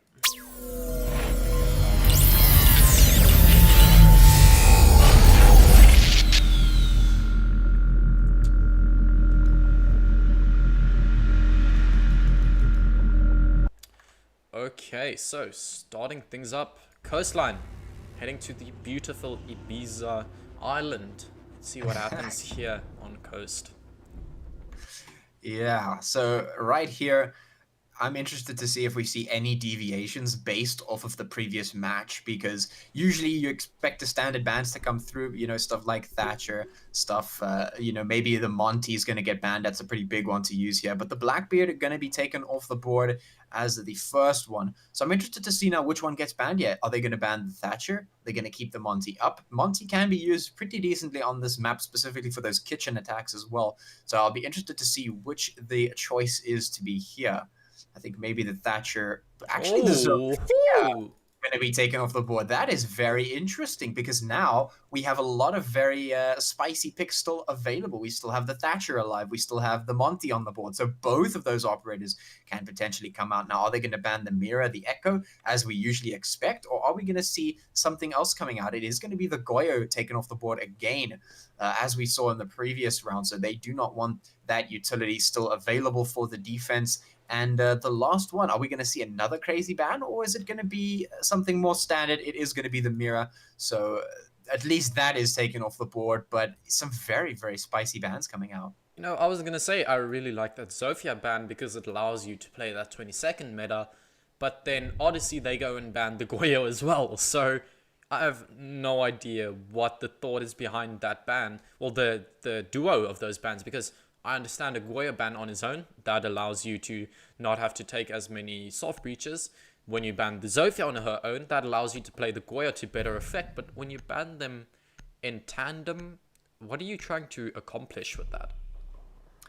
Absolutely no idea. Could be a target ban, who knows? But the Monty looks like it will be coming up straight off the bat. The first round that we go into this one, Odyssey is going to be wrenching that Monty straight up.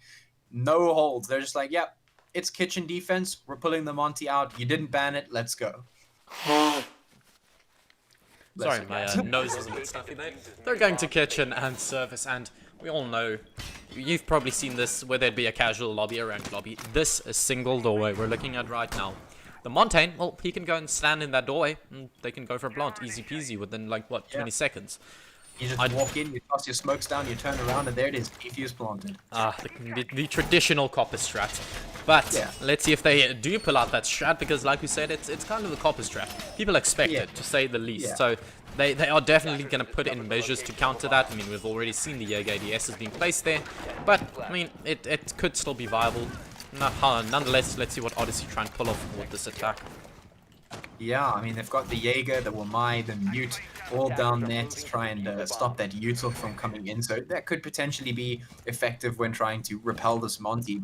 Actually, interestingly enough, Odyssey, they pulled up the Monty twice, I think, before in the previous map. It did not work out for them whatsoever. So Frantic6, they've proven that they are quite capable at countering the Monty play. Is that what we're going to see out here? Or is the map going to prove to be different? And Odyssey, maybe they get some stuff going with the Monty this time around. Yeah, and it looks like it might just be the copper default plant, because you've got the Ying to get those entry flashes, you've got the Nomad to place those air jabs for the rotates, you've got the Capital for those smokes. This is looking like the textbook Monty quick plant on kitchen service, and I'm surprised, to say the least. If these guys pull it off, it would be something quite momentous, because Frantic6, it looks like they know about this, but they're not investing too much. It's only really the Jaeger that's countering this. If they get that player off the board, they might just be able to stick this. Yeah, I mean, this is interesting. I want to see if they continue to push this one hard, because right now, if they move that Monty straight in, they could potentially plant. They just need to burn through some of those ADSs, get some stuff in, the flashes coming through, the smokes coming through, the firebolts coming through. Is this it? Is this the plant? No, it's not, because those Capital firebolts are cancelling you. I don't know if he misclicked. But the smokes are still up. Yeah, I don't know if he misclicked and accidentally shot the firebolts when he tried to just add more smokes, or what just happened there, because that was kind of a null op contract. They just didn't really accomplish anything themselves, basically.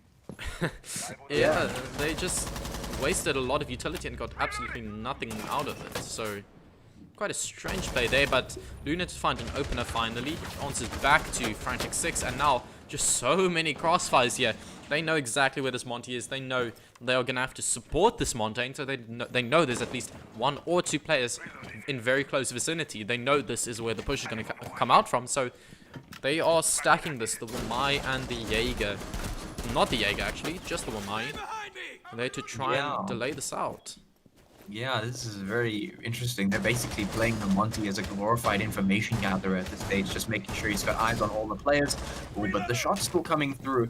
Lulu, Figure, and Fish are still 3 alive for Frantic6 on the other side. Odyssey, only Monty trying to just be an absolute thorn in the side of Wamai here. Not able to land the shots, just putting the shield up and down, trying to get something going. But Odyssey, they're losing grip a bit slowly but surely. They need to get this plant down, and here it comes. And they stop this from happening. The Monty goes down. The space should be able to come through here. No way he sticks this. There it is. He gets it down, but dies almost immediately. Frantic6, they take the first one, and I don't really know what just happened. That was... Yeah, that was questionable at best. Definitely, once again, Odyssey, they weren't able to push the Monty round. This is the 3rd time we've seen them break it out, and it just hasn't worked out for them. And it seems like they were trying to go for the quick plant. They got in there. Something happened with the Capital bolts. Something went awry, because ultimately they weren't able to get the plant in like they wanted. They had pretty much everything going for them. They had Ying, they had the smokes. Everything was there. That should have guaranteed the plant, but for some reason the bolt went the wrong way with the wrong place. Maybe it was the wrong bolt. He could have potentially picked the wrong bolt. That was probably what happened, and they weren't able to get the plant down. When that happened, they had to push the Monty forward into the site to start gathering information and see if they could play off of that, and that's not the best situation to be around. You don't want to really be in that situation. It's not easy to play around that. You know, you're forced, your hand is sort of forced. And ultimately, they weren't able to make it work. Once again, they're going to be pulling out the Monty, and you have to seriously question this line. 3 times in a row now they've taken, well, 3 times they've taken this Montaigne, and all 3 times they've lost the round when the Montaigne was in play. Literally 0% win rate with this Montaigne. So, gotta start questioning that. You could say, sure, it's a small sample size. Maybe traditionally the Montaigne works out for them, but I would say the opposite. It just has not been working out, and I'd say it's because the Monty's on the board that it's not working out. They just don't know how to either play around this Montaigne, or they don't know how to support him, how to push with the Montaigne. I don't know what's happening here, but it's not it, boys. Yeah, definitely. That is the general feeling right now. This ain't it, lads. Unless they can finally make this work, I don't really know how useful is it after brute forcing this strat time and again and just not having it work for you. Is it worth it when in the end when you finally make it work? I mean, I'm sure maybe you get the experience, which is great, I guess. But if you're losing rounds, then it can start to be a problem. Luckily, there's only 1. So Odyssey still have the time to come back from this, but I sincerely hope that if they lose this one, they don't pull out the Monty again, because it's really not working. Yeah, and just like in kitchen service, once again here in Nuhuka, you have a doorway that is right next to the bomb site. Go through this doorway and you can go for a plant, but look at this. Frantic6, they're seeing this Montaigne strat and they're saying, okay, let's just cancel our default plants by opening up the entire floorboard. They've invested so many shotgun shots in here, but there's actually no one down below to be able to utilize that angle, so maybe one player can rotate in there and use that angle, but it's definitely going to be a hard one. But Fish, what was Terminator doing? He just didn't have his gun out. Like, what is this? It's like they know that they need to have a Monty. Like, it is a strong pick, don't get me wrong. Having a Monty strat is very, very strong. You can use it to some great advantages. And it's like Odyssey know that, but they don't know how to do that in a sense. Like, they have players peeking without the Monty. They have the Monty sort of walking in and dying sometimes. Like, what's going on here? They need to utilize this Monty or not. Like, do one thing or the other, but don't pick the Monty and then just not use it, if that makes sense. You know, you can't be letting your players die dry peeking an angle with no information, no advantages, and then also no Monty. I mean, you literally have an operator that can face check an angle with literally 0 risk. And then losing the operator, okay. But Dr. Dropshot equalizes it out, but Lulu getting the kill into the capital.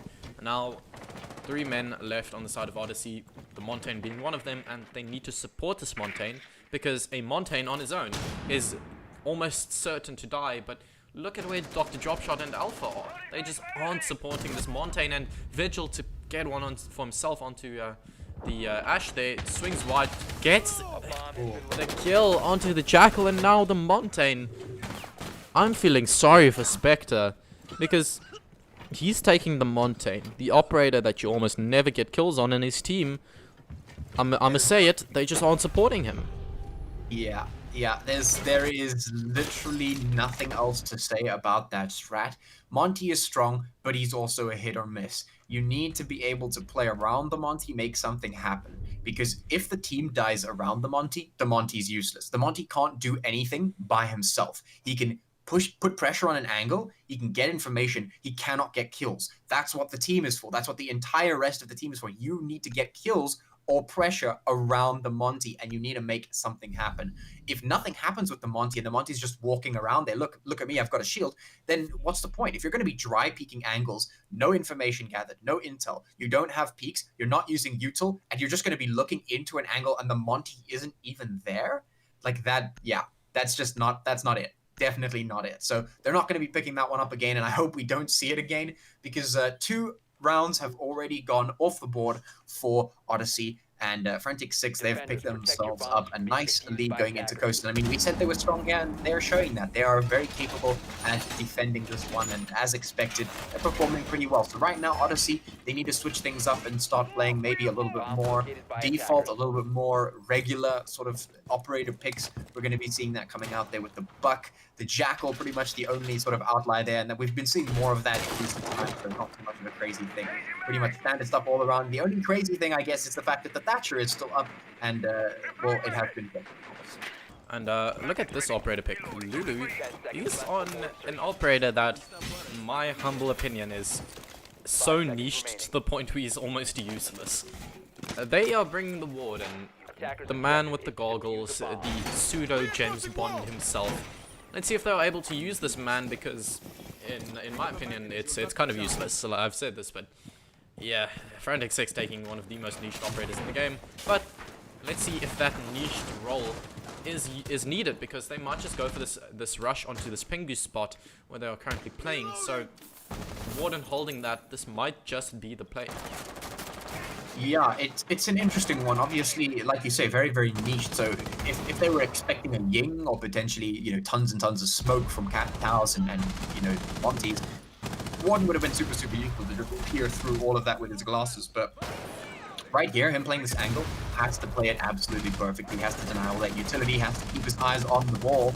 And right now, Fish going to be the first one to drop, so things are not looking too good. 2 minutes left on the clock. Frantic6 already down 1 player. Odyssey have to keep this up. They're doing much better than they were in the previous 2 rounds, picking that Monty up. So a good change-up for them. Yeah, they're taking these gunfights. They're not just playing the passive, ooh, we have a shield, we're going to use it. No, they're taking these gunfights and they are winning them.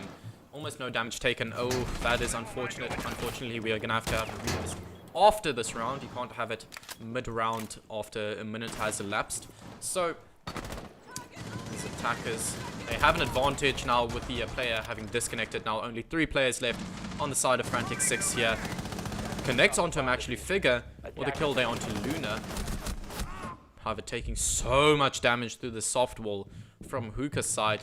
Now, with that Alda in hand, he is on so low HP. Yeah, there's a lot of work for them to do. 1 minute and 10 seconds on the clock. Buck trying to yeet in and just gets killed by jumping over the shield, so that's a bit of an oof. But Frantic6 still have a lot of work to do, but it is a 3v3, so at least it's more doable this time. 1 minute left on the clock for Odyssey to try and get in, and they make it work. Will they have redeemed themselves, picking off the Monty, trying something else? They're doing a lot better of a job, but Frantic6, they're still a strong team. You know, sure, we've stopped the Monty play, but Frantic6 are still strong. You have to be able to beat them, and we still have to see if Odyssey can do that here on Coastline. Yeah, so now 40 seconds left. Will they be able to win this one out? Will it be that as soon as they drop the Montaigne, they win a round?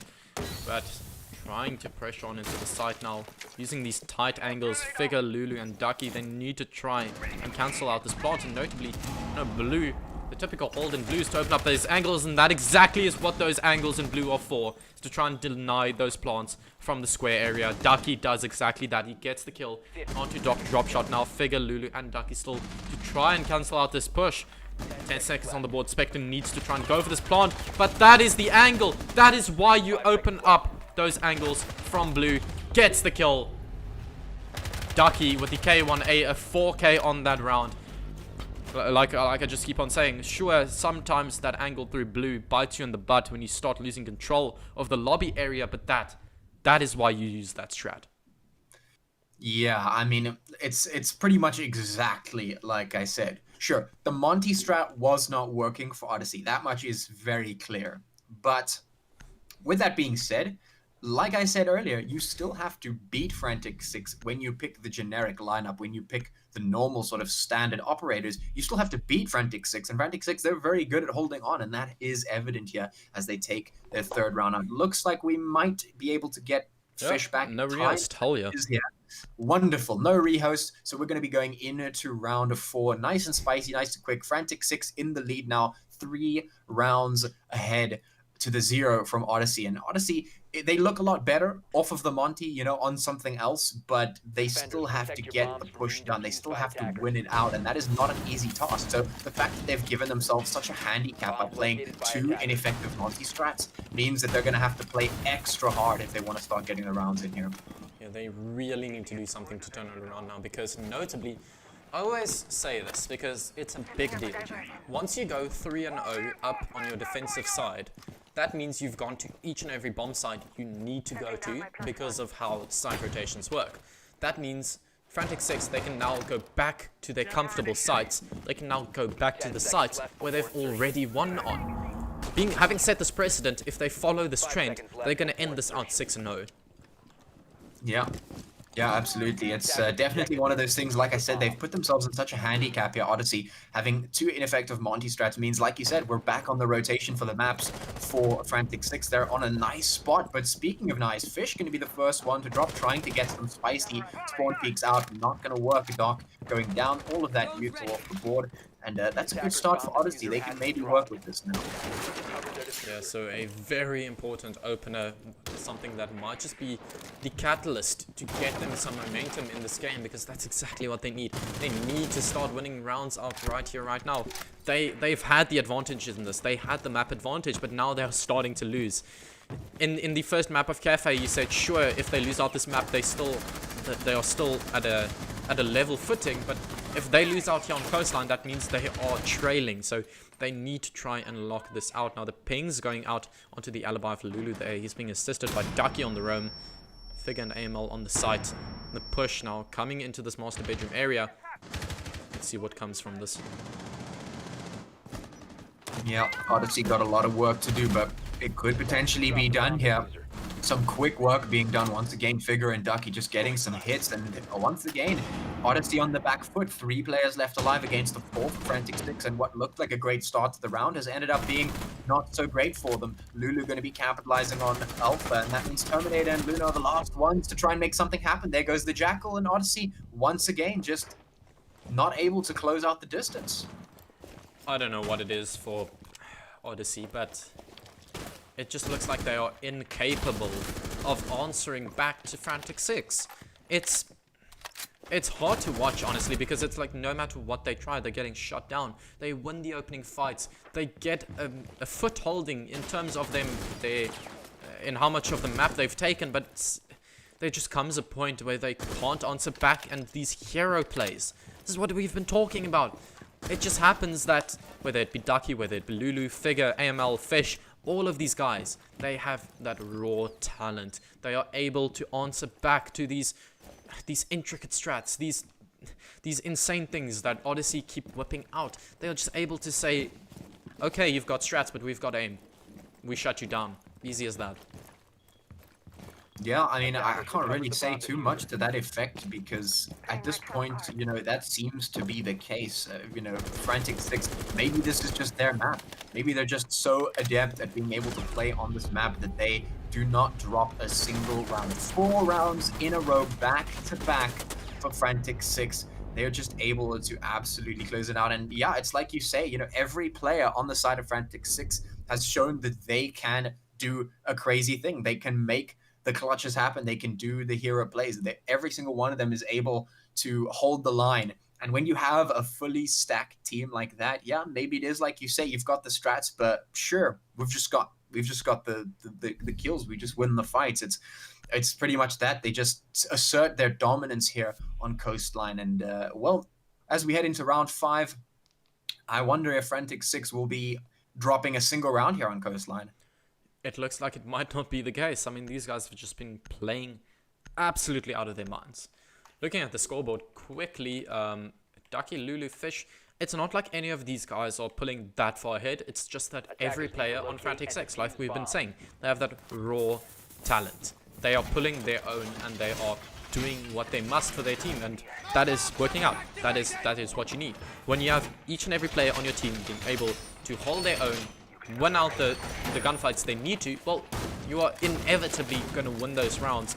Win those rounds they are. They have the 4-0 lead, and there's no sign of stopping. Yesterday, they, on 2 occasions, went on 6-round streaks. And right now, they might just continue that.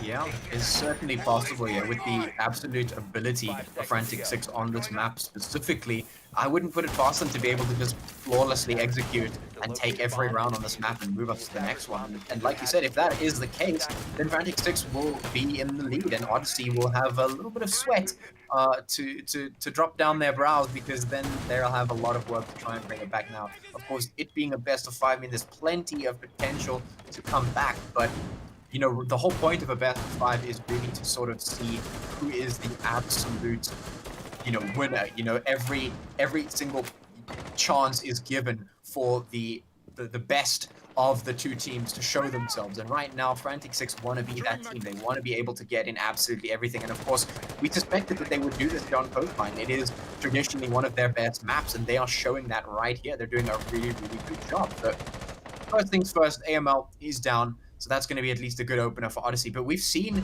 Odyssey get the first pick and still lose the match overall. So they need to still put in the work. Right?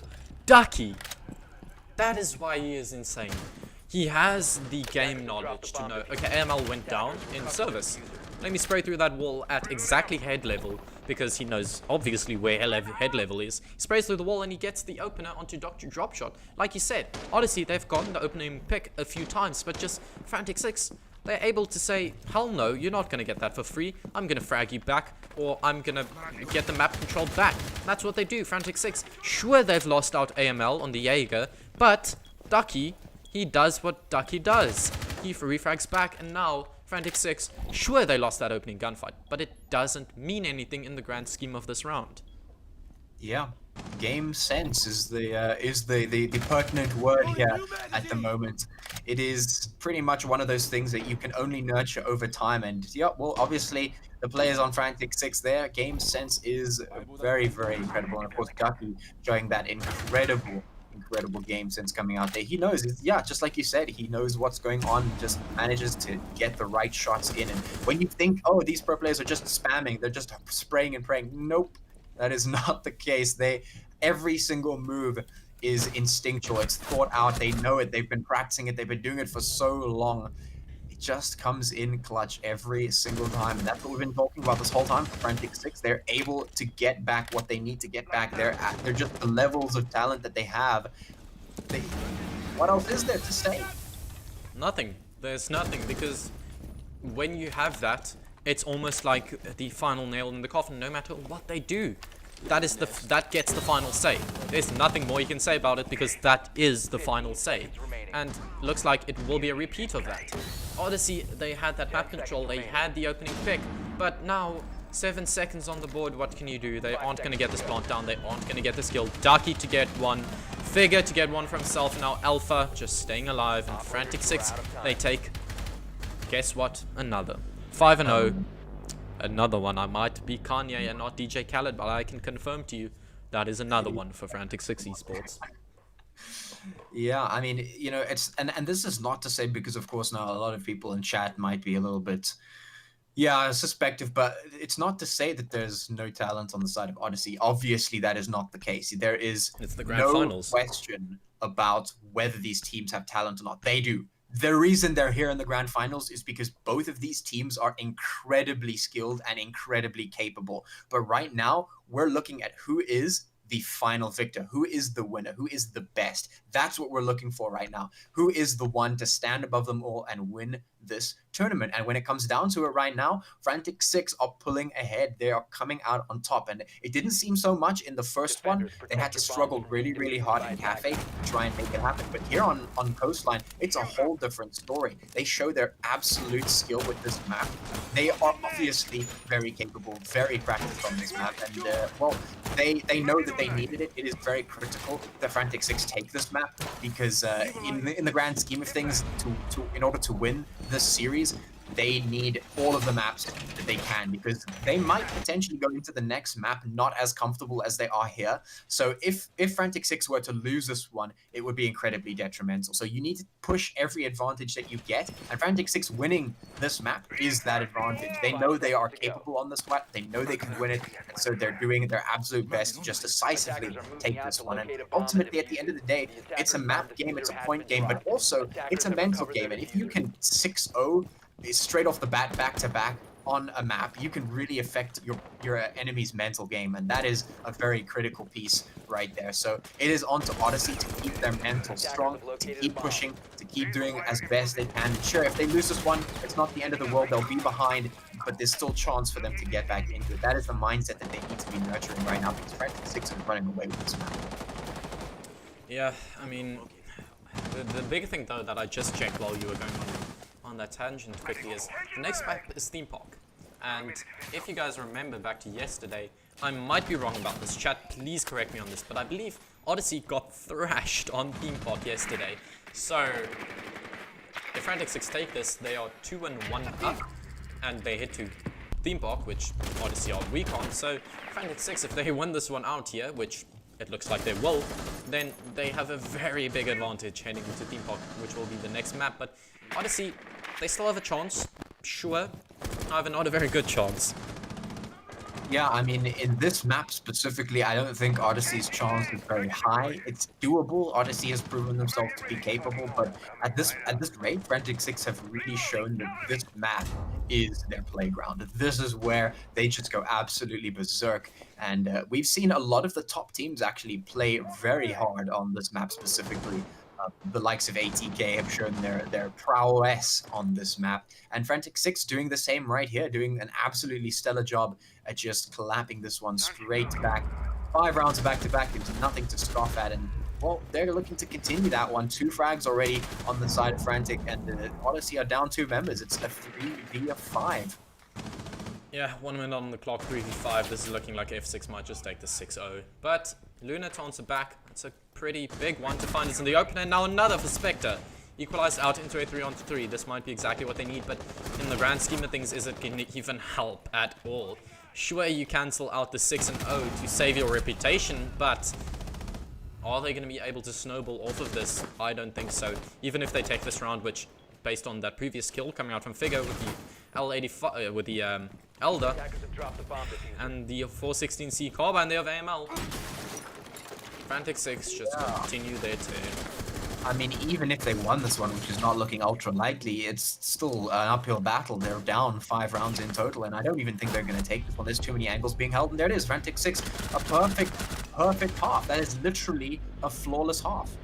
Yeah, and I quickly want to share with you guys a bit of banter that happened in the background.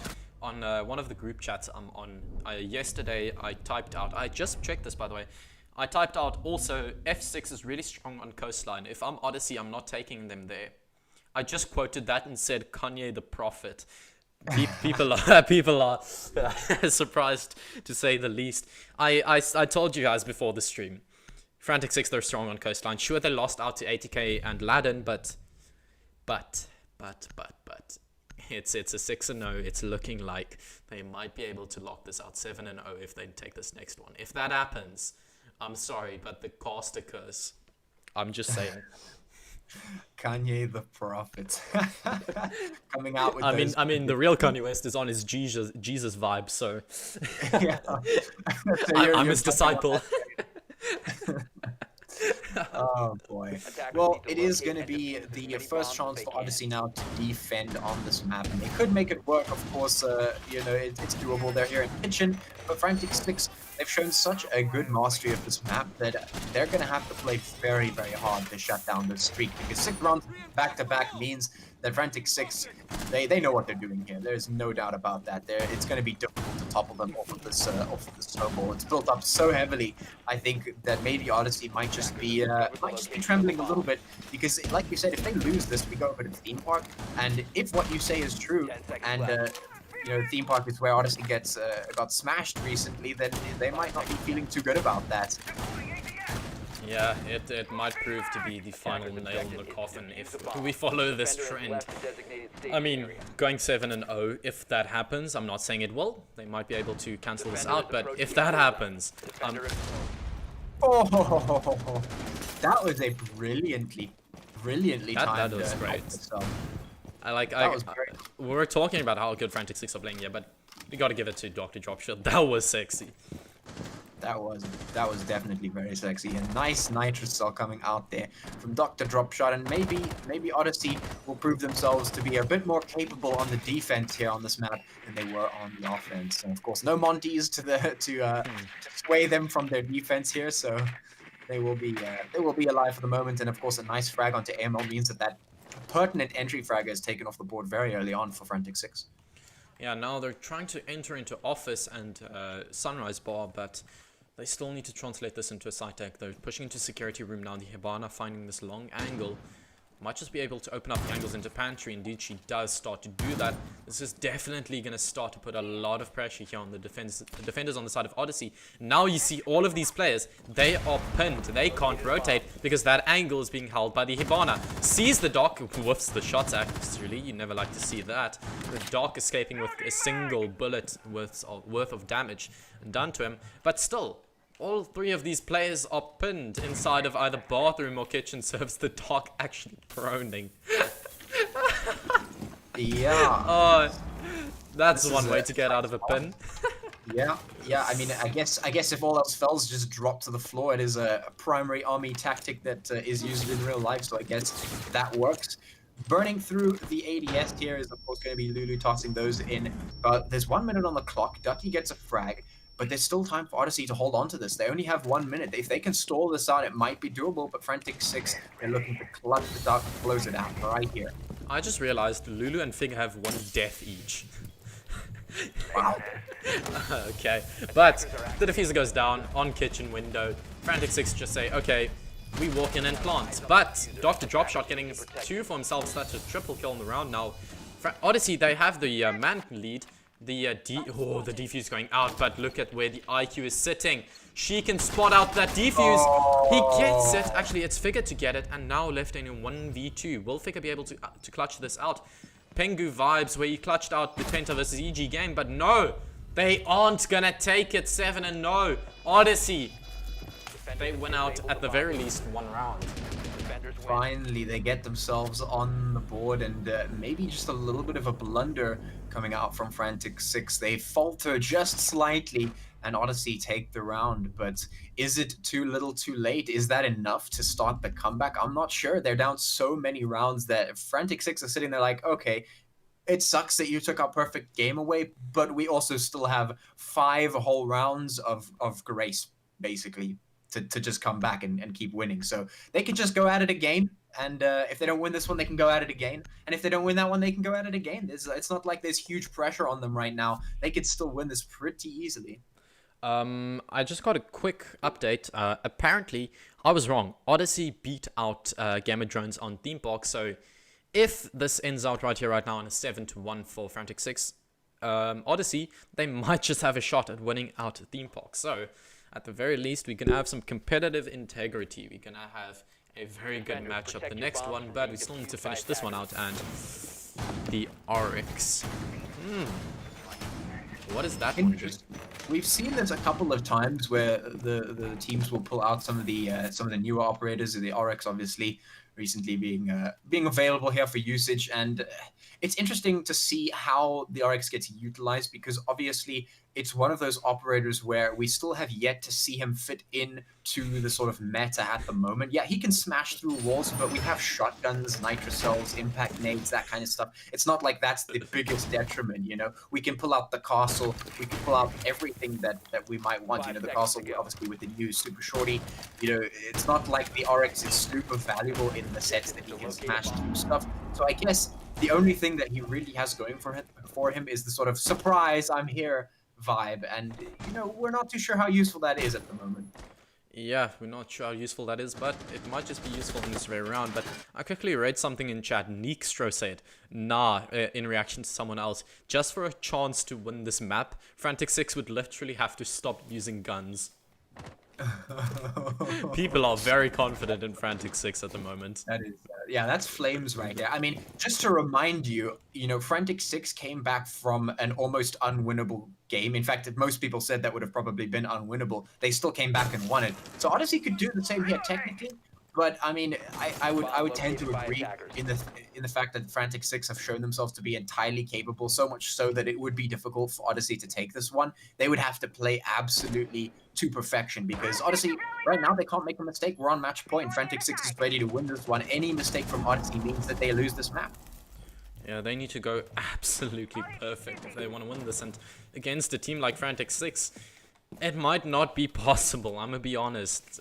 We've seen a lot of clutches, a lot of comebacks this tournament. Game of Drones, Frantic6, they've all come back from some almost unwinnable positions, but almost unwinnable is the key word. This, I would say, is unwinnable, but Terminated to find the opener, that might be exactly what they need to build some momentum off of that. If they can take even a second round now, that puts them at, sure, still need to win 4 rounds, but that at least is more doable than 5 rounds. Dr. Dropshot to get another onto AML, and now, suddenly, they have the man count lead quite decisively, but I believe 2 kills coming out.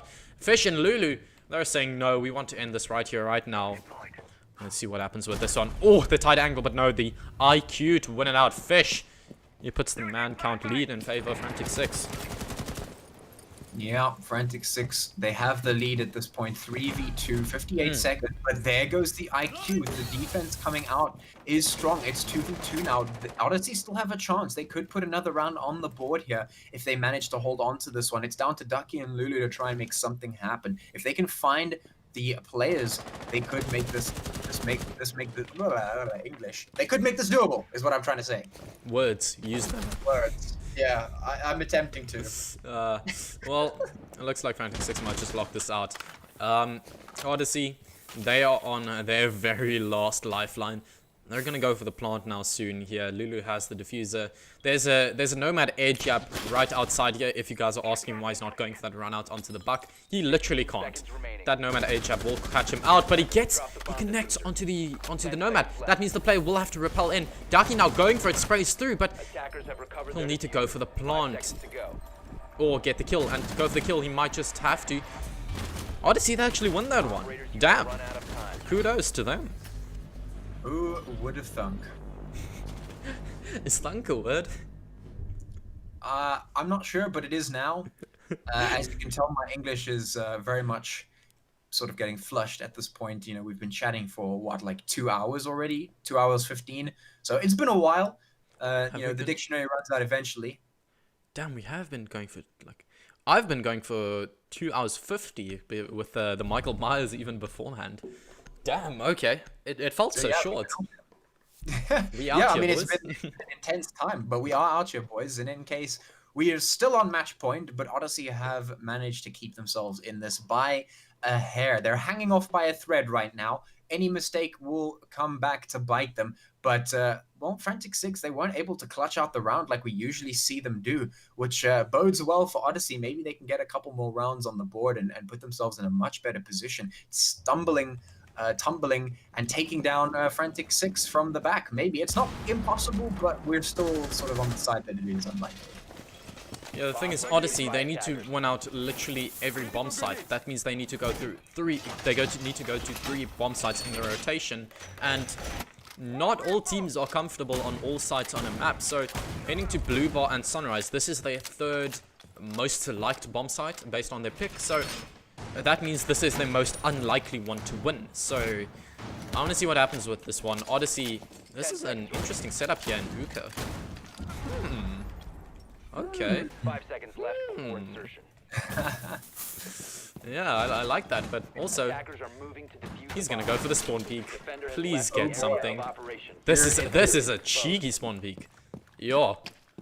Okay, almost found something, but no, doesn't net anything.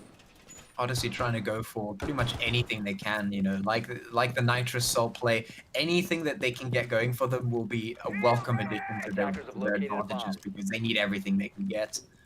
I'm gonna say it now, this black weapon skin combo with the black, the ACOG attachment is one of the cleanest things in the game.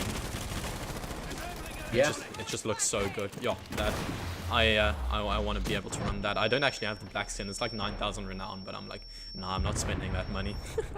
But Fish to find the opener onto the IQ.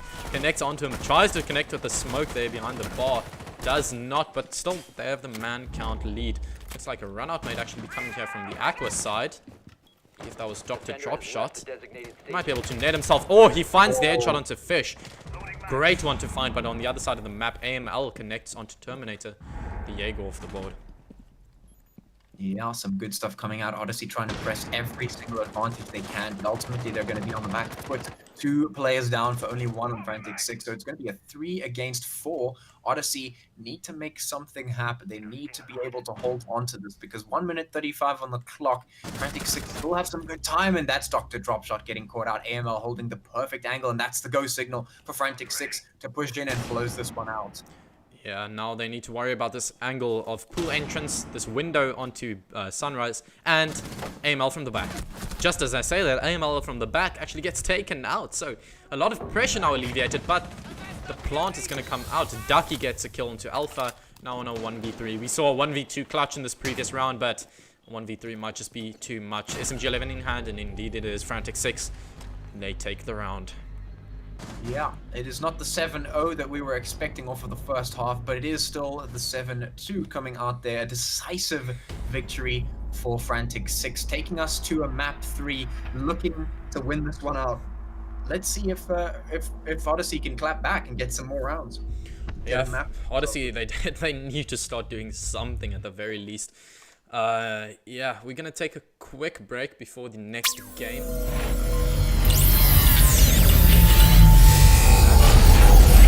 I love this transition, by the way. It's too loud. Yeah. Just waiting for that to finish. It's long as hell as well. It looks really good, but it's like it just ear rapes everyone. Chat as well. Every time it runs, chat just memes on it. But just before we take that quick break, before we head into theme park, thanks so much to Sell Us Cars. Patchy, what's that slogan? Yeah, selluscars.co.za, sell your cars quick and safe for cash, no problems. If you want to do that, you want to sell your cars for cash, nice and quick and safe, that's the way to do it, selluscars.co.za. But yeah, with that out the way, map 3 is bound to be very, very spicy. I am looking forward to it. We've seen some crazy stuff, and Frantic6 have made some serious statements here, saying like, don't take us on Coastline, we'll beat you, it's fine. Yeah, so thank you guys so much for watching the first 2 maps. Potentially, what? 2 more? 2? Am I correct in saying that? Yeah, potentially 2 more to go. So, is this going to go all the way, or will Frantic6 lock it out right here, right now? Be sure to join us back in about 5 minutes. Thanks so much for joining. Cheers.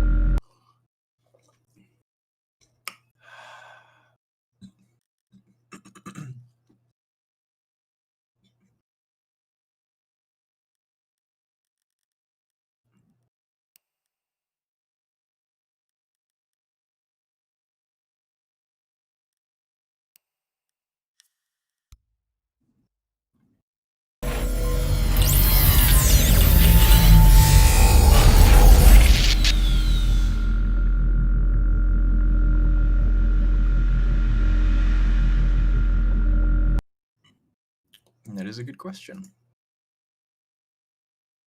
Okay, well, they can hear me, so great, cool. We're just going to figure out what's going on there. But for the moment, welcome everyone back to what is map 3 of the Odyssey versus Frantic6 matchup here today, the grand finals of the Titan Rainbow Six Siege tournament. It has been very, very spicy. Not going to lie, we've been seeing some crazy stuff, and map 2 was an absolute crump storm if I've ever seen one. Frantic6 really putting their foot down on that one and coming out on top. So that was spicy. And if you didn't see map 1 and map 2, definitely go back and watch that at some point. But in any case, we're going to be getting right in to map 3, which is of course going to be Theme Park. So that's very, very interesting. We had some speculation on who was winning that one last time, and I believe the ultimate consensus is now we've gone and checked the facts, and apparently Odyssey did win the last time they played it, or at least when they've played it recently. So that's pretty good. They have a chance here. Odyssey can still make this happen, but if Frantic6 win this, they take it. So they have the potential to end this right here and right now, and that's what they're going to be looking to do. They don't want to extend this far too long. They want to make sure that they get in everything right now. So let's see if they can do it. And let's see if Odyssey can actually get this one going for themselves and bring it out. So we'll see how that happens. Of course, before we jump into it, I am going to have to remind you, of course, of the sponsors here and give them a big thank you. It is selluscars.co.za. If you want to sell your cars for cash, quick and safe, that is the way to do it, selluscars.co.za. And with that all being said, Kanye, I hope you've got your mic sorted so we can just jump straight into it. Indeed sorted, and let's head straight on into this. It's going to be the spooky playground on, what's it called again? Theme Park, there we go. Forgot it for just a few seconds, but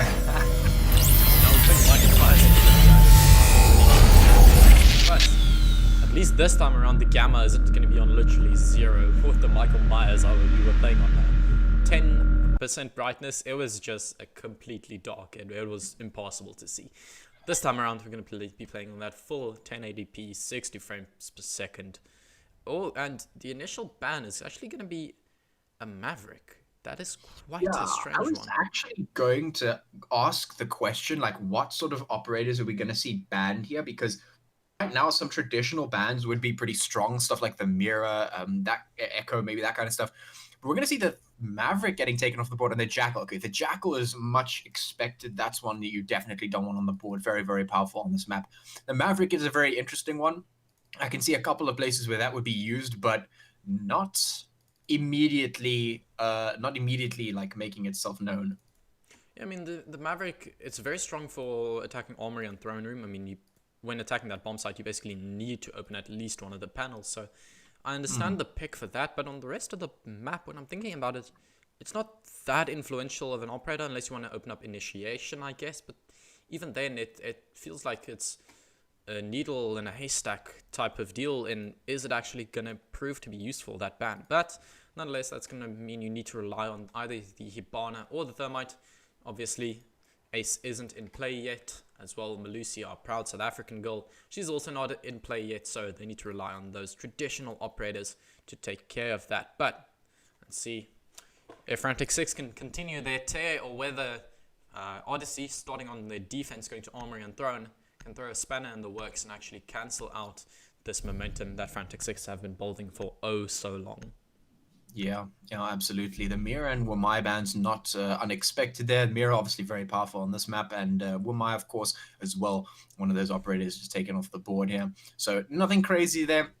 We'll see what happens. It looks like we're going to be heading in towards Armory and Throne.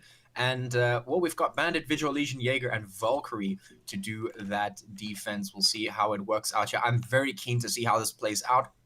It's always interesting to see what happens on this map, particularly. I'm not the best of friends with this map. I didn't like it when it first came out. The rework, I prefer the original one. But I have grown to sort of, be comfortable enough on the map itself. So, yeah, I'm interested to see how this all plays out. We'll see if Frantic6 can keep their lead going, their crump stomping, or if Odyssey will fire back on this. They seem to have proven themselves capable on the map in the past. We'll see if they can lay that down here for us today. Yeah, so Odyssey, they're starting on one of the best bomb sites, in my opinion, in this entire game. It's Armory and Throne. It's a beast of a site, because you've got 3 outside panels to worry about. This one towards the stair, this one to kayaks, and one to barrels. But once you lose that, you can still play here inside of Armory, which you can hold very long angles and actually cancel out those pushes coming out from the attackers. So, in my opinion, one of the best bomb sites on this map, and being on the defensive side, Odyssey, they have a pretty big advantage heading on into this. Yeah. So let's see if they can use that advantage to their advantage, and we'll get some rounds in and get some advantage going for themselves, and maybe potentially win out the map, because they very much need it. Like, it is crucial that they get this win, because if they don't, it's done. We have our winners, so they need to really put in the work right here. It is absolutely imperative. Yeah, and Frantic6, they're making quick work of this. They're already placing out these Ibana pallets, but this is going to get bandit tricked. Indeed it does. Both pair of X-Kairos go off of the wall. Now the Thatchy MP actually going off, but it's not going to be that useful. It tricks the one bandit battery off the wall, but he's still got the one in his back pocket now, and if you've already lost a pair of X-Kairos, but Ducky to get the opener onto Alpha. Sorry about that. Fished together another there. Now suddenly a 5-3. Frantic6, they look to continue their absolute momentum from the previous round. Yeah, definitely a difficult spot for Odyssey to be in, having lost 2 players already. A window being opened up here by Hibana in towards the site, seeing if they can catch anyone out here. But right now, they're doing such a good job of clearing everything out.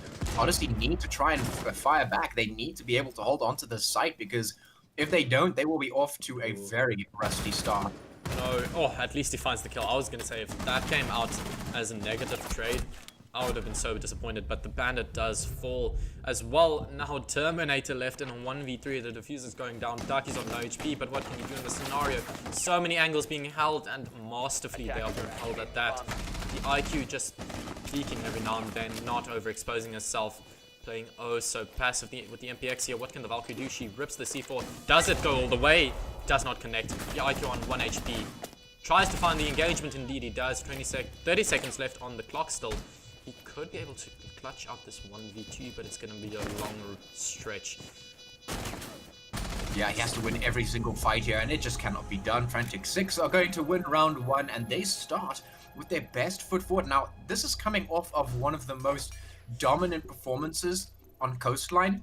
Now they come into this map and put the first round on the board for themselves. Odyssey, they're looking... If I was them, I'd be sweating right now. Let's just say that. They need to put some rounds on the board, and they need to do it quick. Yeah, they need to do it really quick, because on top of just being really far behind, I mean, they are 1 map down now. Frantic6, they have a lot of momentum behind them, is the morale on this team. And I'm an official Titan sponsored caster, so I'm on the group chat with these guys. I'm seeing the supportive messages coming out. The coaches are trying to do what they can to lift the spirit of these guys, because inevitably these guys are not going to be feeling too well. They've lost a map 7-2. Now they're heading into Theme Park, and already we're going to have a rehost. Unfortunate. Yeah. It's not a South African tournament if you don't have a rehost 24/7. We're going to be going to that break. Just quickly, stick to your screen. We'll be back shortly. Yeah, I gotta have those technical difficulties.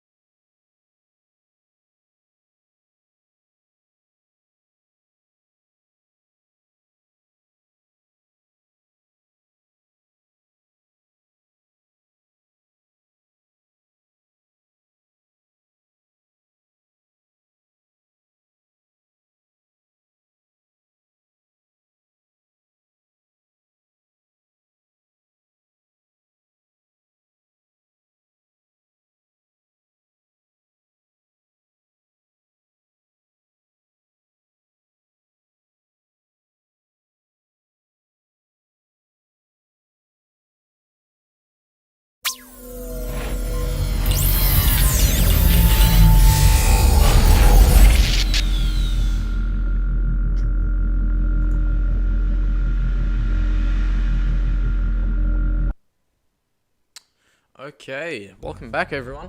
And we're gonna head straight on into this without further ado. No introduction needed. We all know what's happening. It's Theme Park.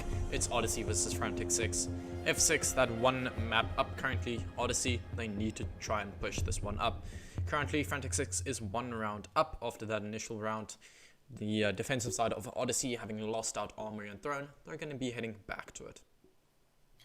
Yeah, and we were just saying how really strong it's been for Frantic6 to come off of an insanely dominant win into this map and start it off with another, win on the round. So, I said before we went over to the quick rehost break, I said Odyssey needs to win and they need to put the rounds on the board very, very quickly, because if they lose a grip on this, it is going to be so difficult to take it back. And like we were talking about earlier, that mental game, it's a difficult one for Odyssey to keep themselves in this one. All that encouragement coming through for them needs to bolster that mental so they can, push into this one and get some rounds, because if they don't, sometimes it crumbles underneath your feet, and that could be the end of the showing here. This could be the end of the tournament. So let's see if they can put it down. Let's see if they can get those rounds going, because that is exactly what they need to do. Dr. Dropshot going to be on the Kavira, which we have not seen for pretty much at all in my recent memory, at least. I don't really see that operator very often. The Kavira. I mean, it helps with the roam, and Theme Park being such a big map, such a dark map in terms of the just the textures used here. It might prove to be quite effective. I mean, we see her, she currently has the impacts. I've been talking about these proximity alarms. Quite strange that she doesn't have those proximity alarms. I've been talking about how useful they are, but I mean, the impact's just as useful. With that Kavira, you want to be able to open up those rotates. She does have the Spaz 12 shotgun actually, so might see some spicy plays coming out here from her. But at the very least, this is some interesting and new strats coming out from Odyssey. And that's exactly what I want to see from these guys. I don't want to see them stagnating in what they know. I want to see them push the envelope. They need to do that because they are at a disadvantage. They need to win out on Theme Park if they want a shot at winning out these grand finals. So let's see what they can do with this. Oh, almost getting caught out the Kavira.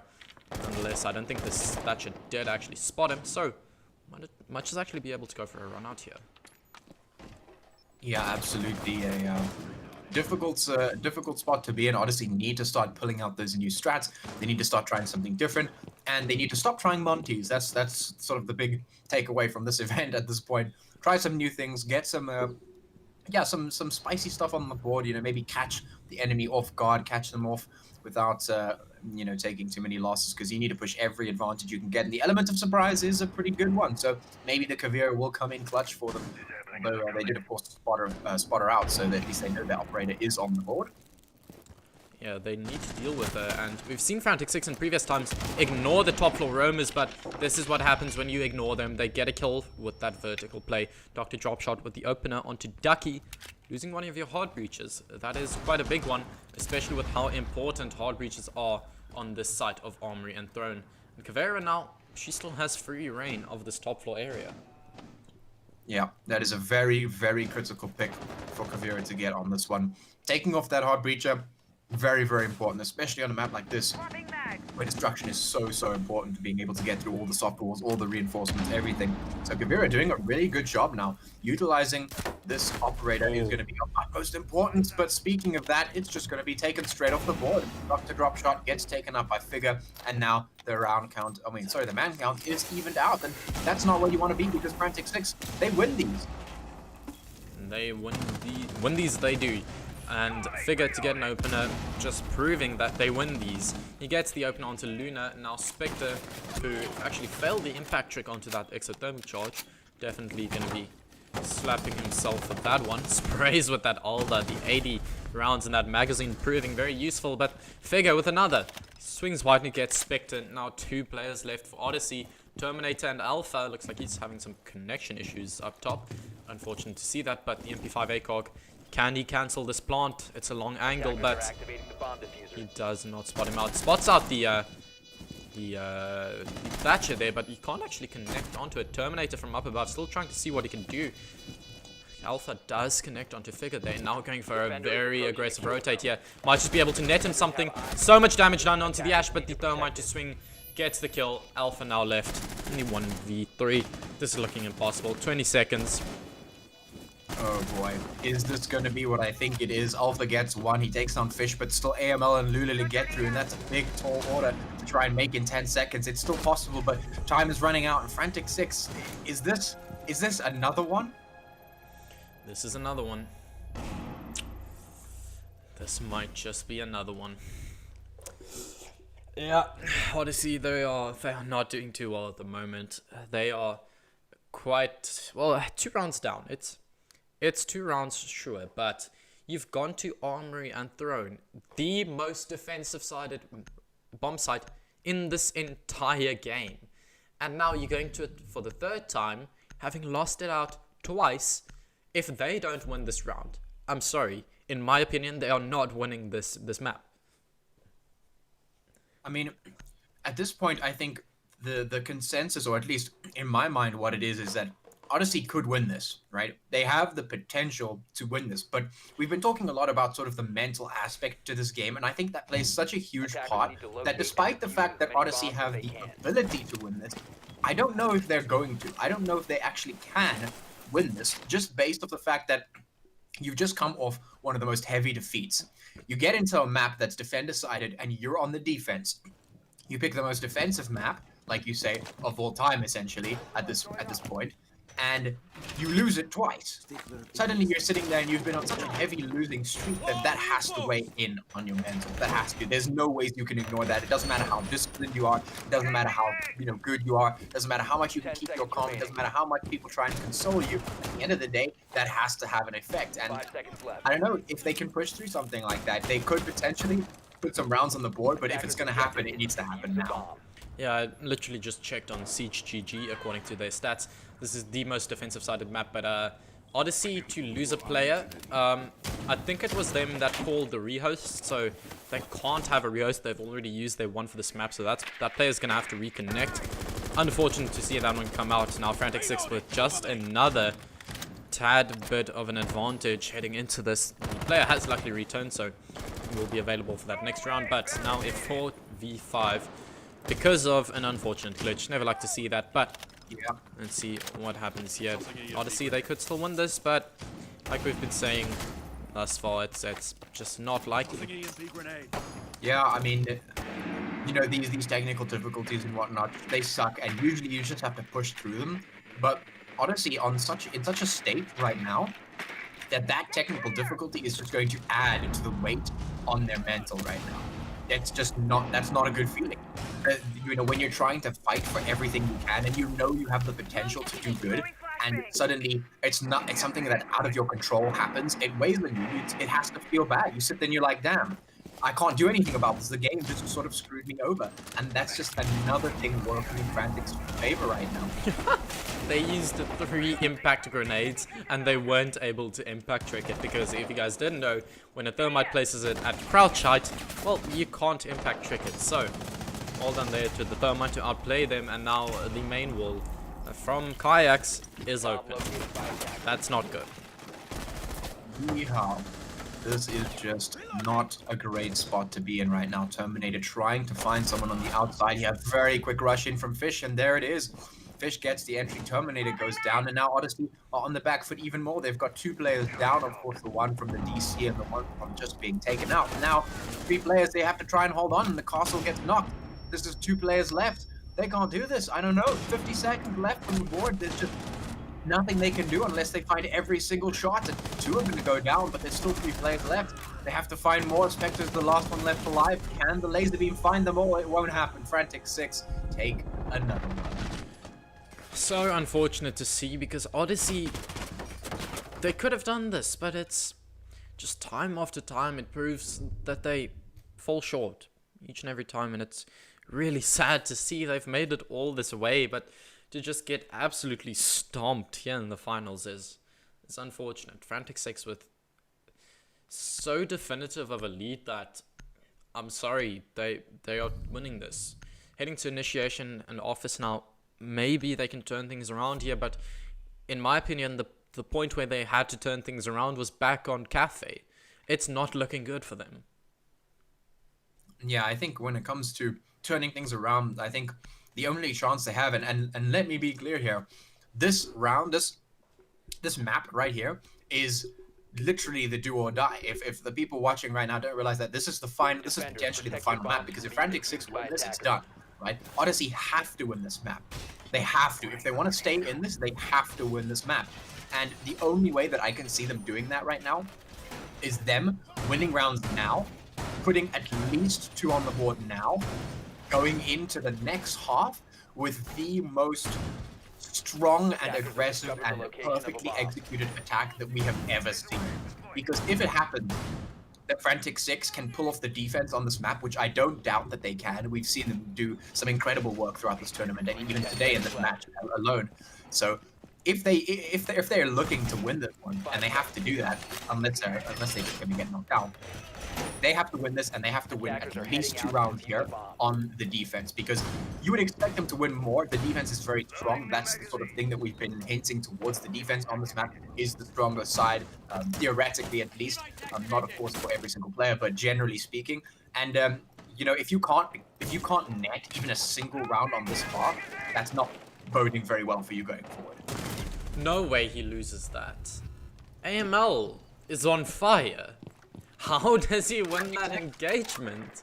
Like, as an overviewer, as the one that has to like choose which player to spectate, I chose the Jaeger because I thought 100% he's winning that gunfight. But AML just somehow winning that off of pure game sense, and that just harps back to what have we been saying? The absolute hero plays on these guys, and somehow it just continues.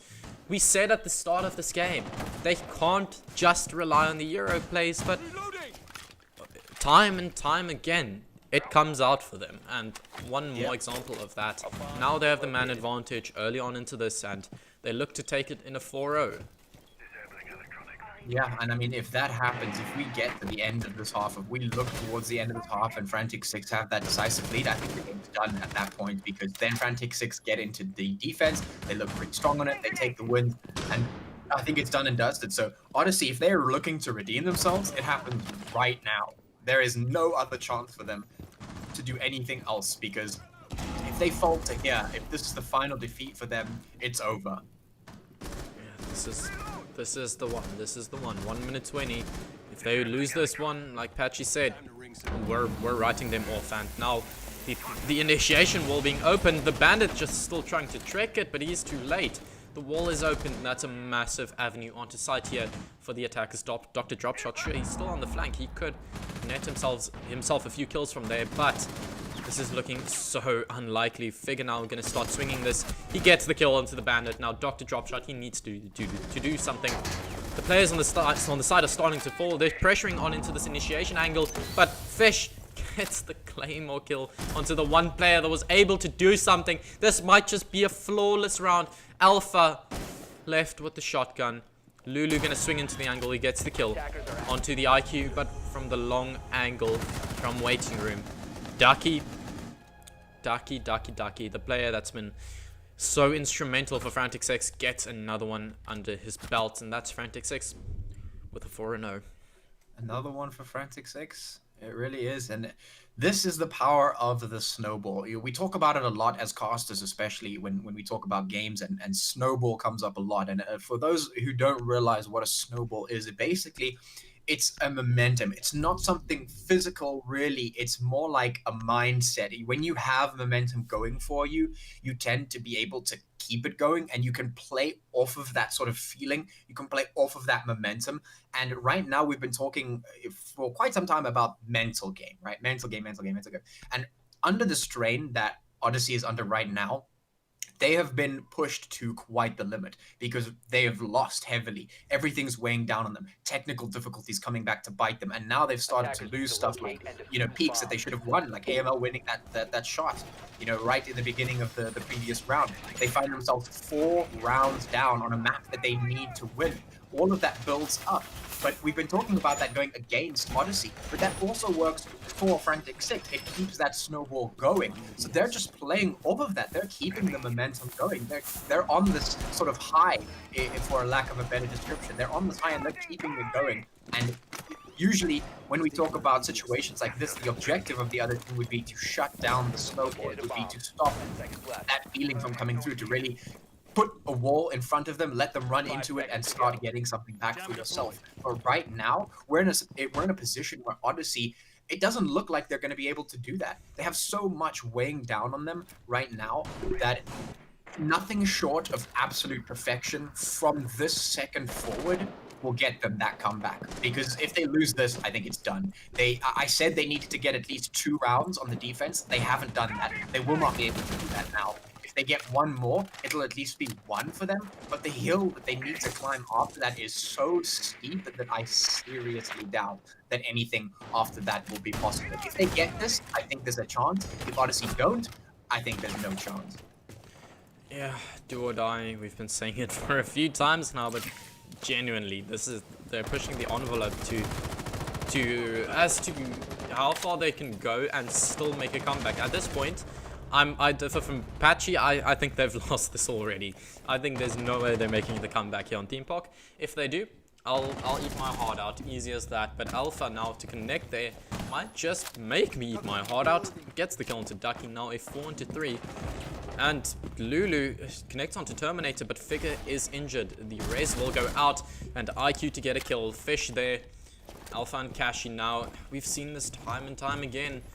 Odyssey, they managed to get the opening pick, but then the trades just come out from Frantic6, and now they are up once again in what looked like a round for Odyssey, but M870 in hand here for the Jaeger, maybe throwing caution into the wind, saying, okay, we're already so far down, might as well try some interesting strats. But let's see if this does work out for him here in the locker room. Spots out the drone, he needs to fall back. Alpha holding this long angle with the MP5 ACOG, spots out the IQ, connects onto him, gets the kill, takes oh so much damage, but here's the Doc, he can heal himself back up, so not too much to worry about. Yeah, and I mean, as I said, you know, I think this could be a potential for comeback, but Odyssey need to win this, and the potential, I also want to make this quite clear as well, the potential if they win this is so slim, but I think it's still there if they win this. The chances of them winning this also very slim. Frantic6 have been able to hold on for so long, and they're able to pull out the hero plays time and time again, and sure, it's a 2v2, but if Frantic6 pull out the hero plays again, 2v2 means nothing. If they find the heads, they find the heads, and that's really all that matters at the end of the day. With 4 rounds up and Odyssey with 0 going into this round, it's not a really great look. They have to be able to do something here, otherwise, yeah, I'm going to be on the boat, and I think that's it. So we'll see if they can make it happen. We'll see if Odyssey can cling to this with 15 seconds left as Frantic6 start to make their way in. This might be Odyssey clinging to this, but moving slowly. Yeah, this looks like a very good round here for Odyssey, because M870 in hand, he swings wide, but no, he misses. Gets the player, and that is the M870. There we go. That is the round they needed. That is the one they needed so much, and they take it, and this might just be the thing to help them out here, but one more round on the defensive side. So let me lay down what's just happening right now. They've got 1 round on the board. That means that they've opened up a chance to have a chance at winning. Because right now, they've opened up the chance to be able to take themselves to the next half and win that out, to give themselves a chance to go to the next map that will give them a chance at winning. Yeah. So that is the situation that we find ourselves in right now. That is the situation that Odyssey find themselves in right now. And nothing short of the Lord and Savior himself is not going to be picked. But it would have been nice to see that come out. But it's unfortunately not. But yeah, nothing short of pure perfection, miracle work from Odyssey will be enough at the stage. Because, yeah, I don't know. It's hard, man, because these guys have talent. They've shown us that. They've shown that on Cafe. They took it all the way. That map was so close to going their way, but in the end, it's just those small things. And if these guys stay together as a team, I have really high hopes for them, because those are the things that you can iron out pretty easily. If these guys keep going, they don't give up now, they might be able to turn this around. Not necessarily now, but in the future, yes. They might be up up with the Titans in SA amongst ATK, Frantic6, whoever you want to call the top 3 in SA. They might be there one day if they are able to iron out these kinks, because they've shown us they can push it all the way. They just need that last bit, but it looks like he's struggling there with the wall actually. But Luna gets an opener, apparently spawn peeking with the SMG-11. That takes some balls. Yeah, and then nothing short of absolute balls of steel are going to be enough for Odyssey to come back into this one. And I think what's pertinent to realize here, or perhaps understand or just remember, is that Odyssey, they are, from what I understand, relatively new. I don't think they've made any debut into the scene just yet. I think this is the first time we're really seeing them in any sort of mega light. So they're in the spotlight now. This is the first time we've seen them. They've done an absolutely brilliant job. For a team that's just made their debut, this is an absolute stellar job that they're doing here. But you can see the Frantic6 has the experience under their belt, and that's the little something that's always coming out to work for them. So I agree with you. Odyssey definitely has the potential. If they stay together, they can work forward to this one, and I think they can become so much better. I think they have a lot of potential, and like you say, maybe they can even, you know, prove to be amongst the best in the country at the moment that the country has to offer. But right now, they're not at that level. You can see Frantic6. They know. You can see why Frantic6 are where they are. Oh no.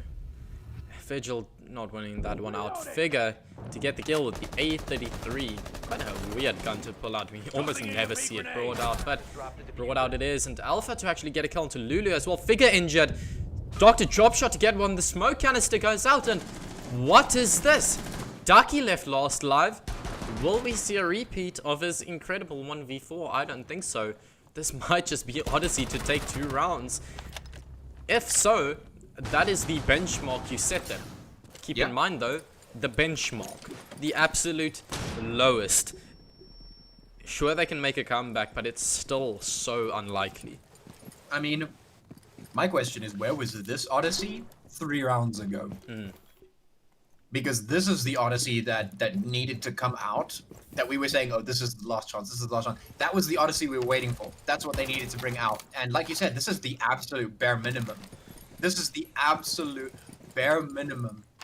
And if they can win this one, that will be, they will have just made the bar and given themselves the chance, the chance. And that's, it's not a great spot to be in, but there it is. They're going to take it. They raise themselves up. They make it over that bar that we set for them. They're there. It could still be done.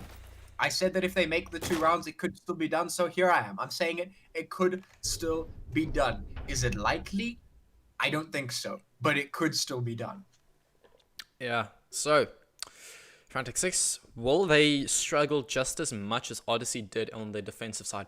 The finger. Please stick that. The fuse. Oh, these guys are throwing caution to the wind. Blitz, line, finger, and fuse. Are you kidding me? Yes. Yes. This is great. This is great. I think they realize what sort of position they are in, you know, and it's great not to deny that. So this is cool. I like this. This is going to be super, like, this is going to be a big curveball. Blitz, Lion, Finka, IQ, and Ash. They're going to be able to do something spicy. Sausage. Sausage on Finka. Sausage is on Finka. Oh, okay. I'm sorry I had to interrupt you, but that is something big. Okay. They were. To see how it plays out. This is going to be fun. Yeah, they were playing the shotguns on the defense, but it's something else to bring a sausage on the Finka. I played quite a lot. I got I believe an ace today in a ranked game with the Finka sausage, but to bring it in a top tier game, in the grand finals, and potentially the last map you're gonna play, that takes some balls. Kudos to them. If this works out, they've got my infinite respect. Absolutely, absolutely. This is great. We very rarely get to see something like this in the matches that we cast. So this is brilliant to see. I'm a bit of a Blitz fan. I like to pick him up every now and then and just see how he does. So we'll see if they can utilize these crazy picks and make something happen out of them. Definitely a potential for curveballs. So here comes the Lion E1B to try and spot out those pesky players. And there are the pings. They've got the original shots. Yeah, nice. so A great opener, but Ducky refrags. Thing is, though, you've still got a lot of operators that can put a lot of pressure here, and pressure they will. They're rushing in the IQ and the blitz, and well, the thermite, the IQ goes down to the AML and the Legion, so not what you like to see, but they still have a lot to work with here. The nade goes out, and it might just sail on through, but no. Figure to find the kill, and now, unfortunately, Odyssey at an insane disadvantage here. They've got the blitz, they've got the Ash, sure, but in a 2v4. Our dream team lineup falls one by one. Not gonna happen today. Frantic6 show us why nobody picks these operators in tandem with one another. There is a reason for it. And, well, now it's Dr. Dropshot on the Ash, the last one left alive. Insane yeet YOLO. You, as much as you want, they say, your blitz, your finker, your line, it will not be enough. You have to meet us on our own turf, else you're just going to lose. And even when you meet us on your own turf, you're still going to lose. But at least it's a 1v2. It's still doable. 1 minute 20 on the clock. This is possible for Odyssey, and I think if they get this, it will be really great for them. And it might just encourage them to keep pushing with, you know, regular lineups. But Dr. Dropshot has to hit every shot. It has to be pretty much played perfectly. 1 minute on the clock.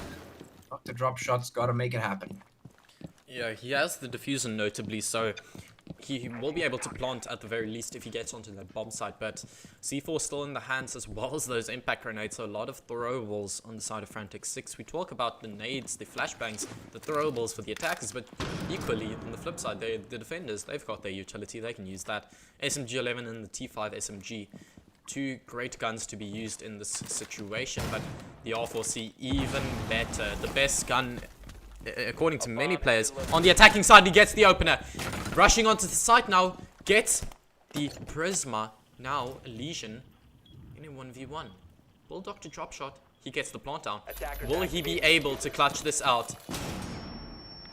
1v1 versus AML now. This is it. This could be the chance they needed. Oh! What is that? Odyssey! You are not lost yet. Ash to connect. Oh. That is the way that you need to start that out. Yeah. That is the exact way that you need to start that out. And I think a lot of that has to do with, you know, we were saying throwing caution to the wind, but that allowed them to maybe throw not only the caution, but perhaps some of those inhibitions to the wind as well. And that allowed them to thrive, at least specifically for Dr. Dropshot, allowed him to thrive. And he was able to take a nice 1v2 clutch there. And under pressure, he performs. And that is some of that, you know, some of that untapped potential, some of that potential that we were talking about for Odyssey, maybe just shining through there. They have the potential as a team. And I think going forward, we'll definitely see them improve and you know, get better and better and better. They've already shown us that they can be incredibly powerful and incredibly strong. And I think the only reason that they're really dropping rounds right now is because they perhaps lack a little bit of experience in terms of this particular sort of scene. So, you know, that can be correct. That can be fixed with simply time and practice and, you know, playing more in tournaments and whatnot. So right now, Odyssey, they've put themselves in a position where they've won the rounds. They met the standard for the half that we set, two rounds on the defensive half. And if that's how they're going to start out the attacking half, they're in a pretty decent spot. They could still make this happen, and it's looking more and more likely the more they start to win.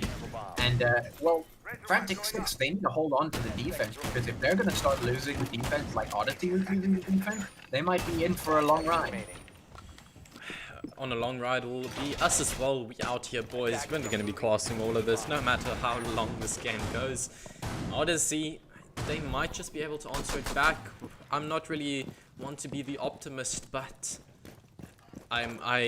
this is going to be the dream team. This is going to be the story of the tournament if these guys bring it back.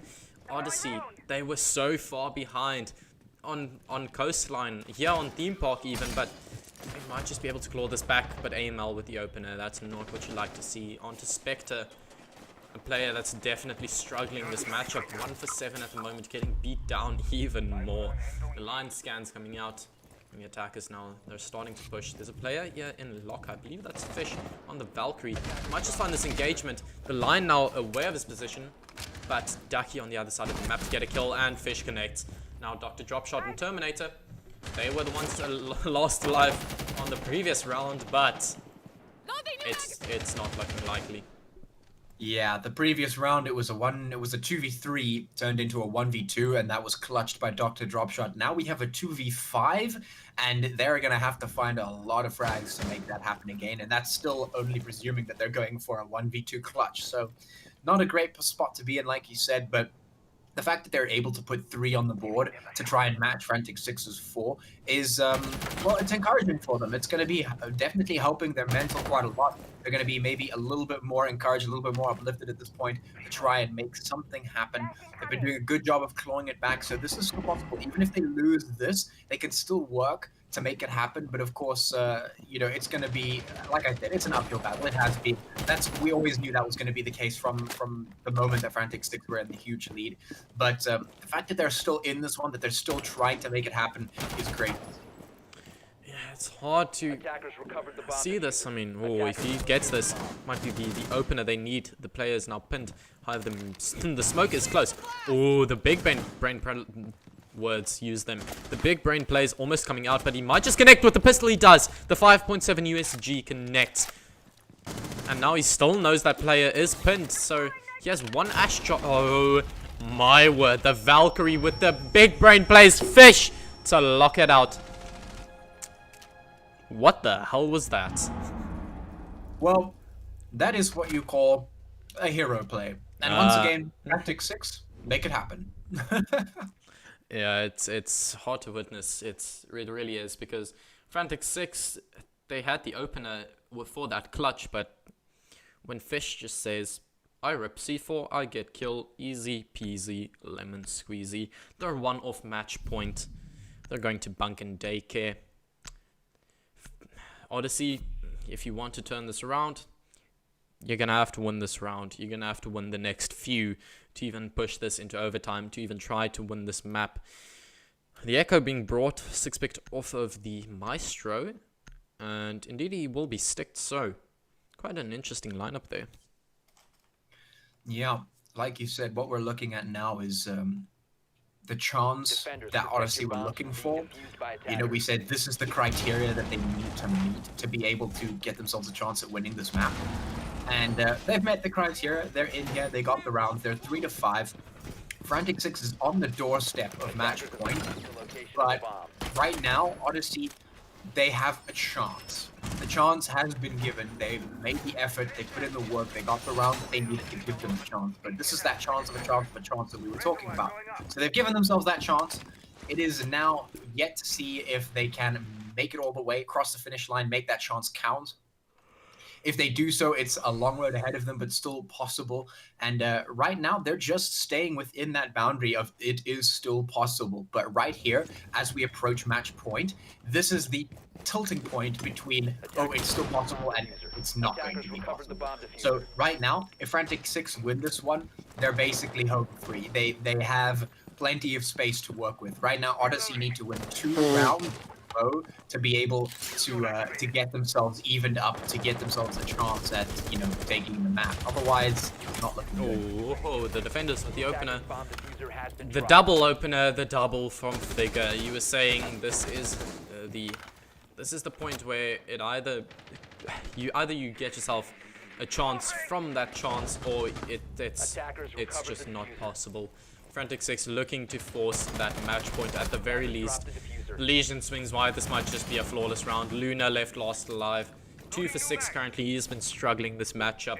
But what can you do? 1v5. He's kind of screwed.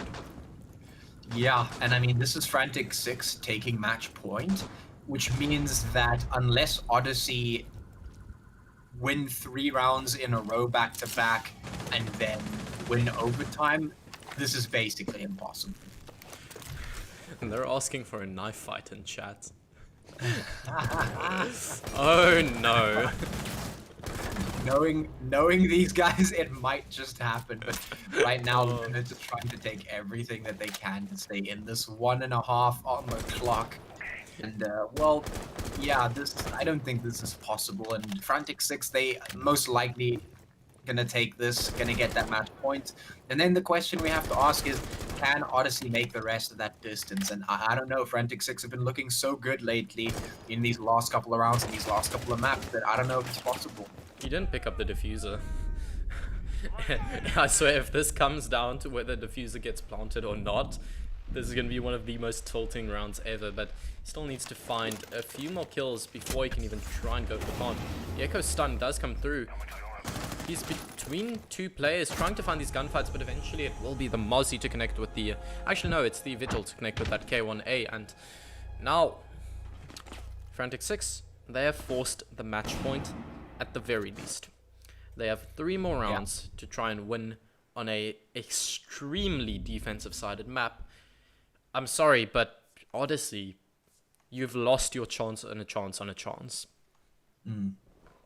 Yeah, I think it's more or less done now. I think that the back and forth that we've been seeing here in the last few rounds, where Odyssey has been able to get some rounds on the board, it's been so shaky. It's not been decisive enough for me to believe, for me to really believe that they can do it. I think that at this stage, you know, like we said, the potential for them to become so much better is there. But I mean, for them to be able to make that leap between where they are now and to where we know they could potentially be in like the span of now is, you know, that doesn't happen. That's just, you don't see that. That's not what happens. That's not how it does.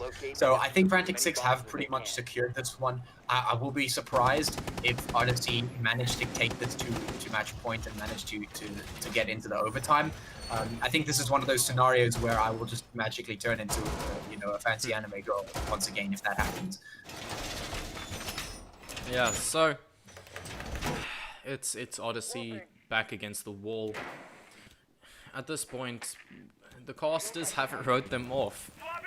It's in that point where, at this point, it's just a formality for Frantic6 to end this map. In our minds, they've already won. At this point, it's just the icing on the cake.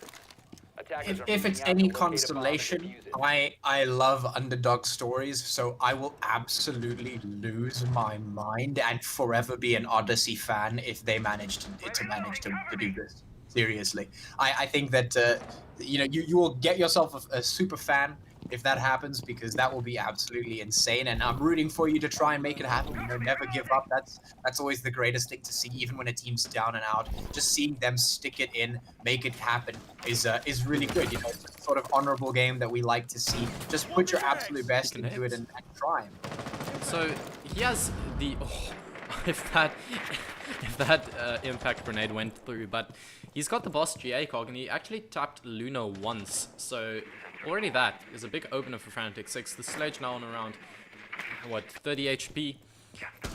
Figure now the roamer. We've seen him do so much damage so early on to a lot of these teams on this roam. So not too surprised to see him on this boss GA cog already getting that opener. They're onto Luna doing so much damage, but look at all these drones coming out. This is Odyssey taking it slow. They know they need to do their due diligence. From down below, Fish might just find the C4. Yeah. Right now, Ducky gonna be the opener kill onto Luna. So that's Odyssey, 1 man down already, 1 minute 30 on the clock. Fish actually gonna be taken out by Dr. Dropshot, evening things out, but even is not enough for Odyssey. They need to get something, and the boss G is gonna be the something for Frantic6.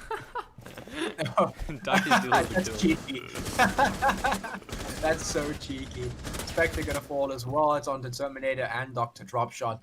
And 1 minute on the clock. I'm not sure if Odyssey can make it happen. Spotted out. Terminator, not really much to do here. Oh, actually, shots coming in from behind. Gonna take down Figure, which is gonna leave it in a 3v2. But that's still a back foot for Odyssey, which is, you know, once again, it's not enough. They need more than that to make this doable. And yeah, I don't know if that can come through here.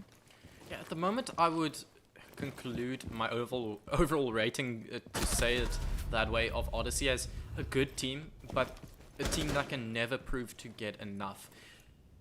Ducky with a quad kill on this round. He's looking for the ace. This would be a monumental way to finish off this game.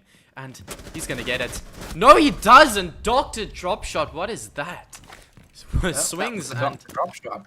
Yeah, he gets it with the R4C, and now in a 1v2. If he pulls this off, his team will be forever grateful.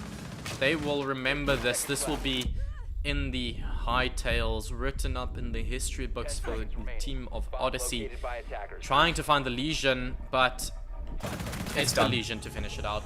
We're done, boys. Yeah, there it is. Well done, well done, well done. That has been some absolutely insane rounds coming out here for all of these teams, and just let it be said that these teams, they put in such a huge amount of work to get here. Both of these teams proving how completely capable they are. Amazing show from everyone involved.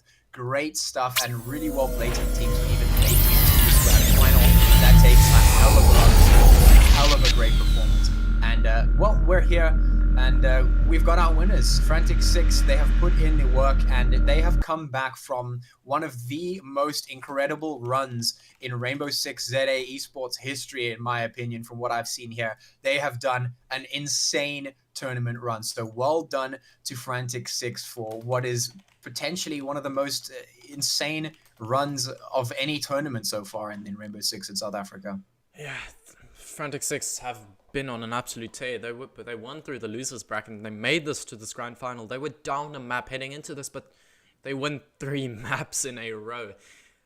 Odyssey, they weren't able to actually win out a single map, so well done to them. And we're actually going to have a quick interview with Figure here. I'm going to drag him into our call, and he's actually muted at the moment. But Figure, if you can hear us, hello, my friend. There we go. Sorry, Hello. I don't know what the issue was. Yeah, it's all good. We out here, we here, and we want to hear from you. Your thoughts on that map, just overall. But just overall of this game, even before this game. Let's talk about the group stages. You guys lost out to, if I'm not mistaken, let me check that here. Was it Memento Mori? Question mark. If I think we went flawless in group stages, and we lost to Ladin in the first bracket. Yeah, so that forced you then, into the lower brackets. Yeah. Yeah. I mean.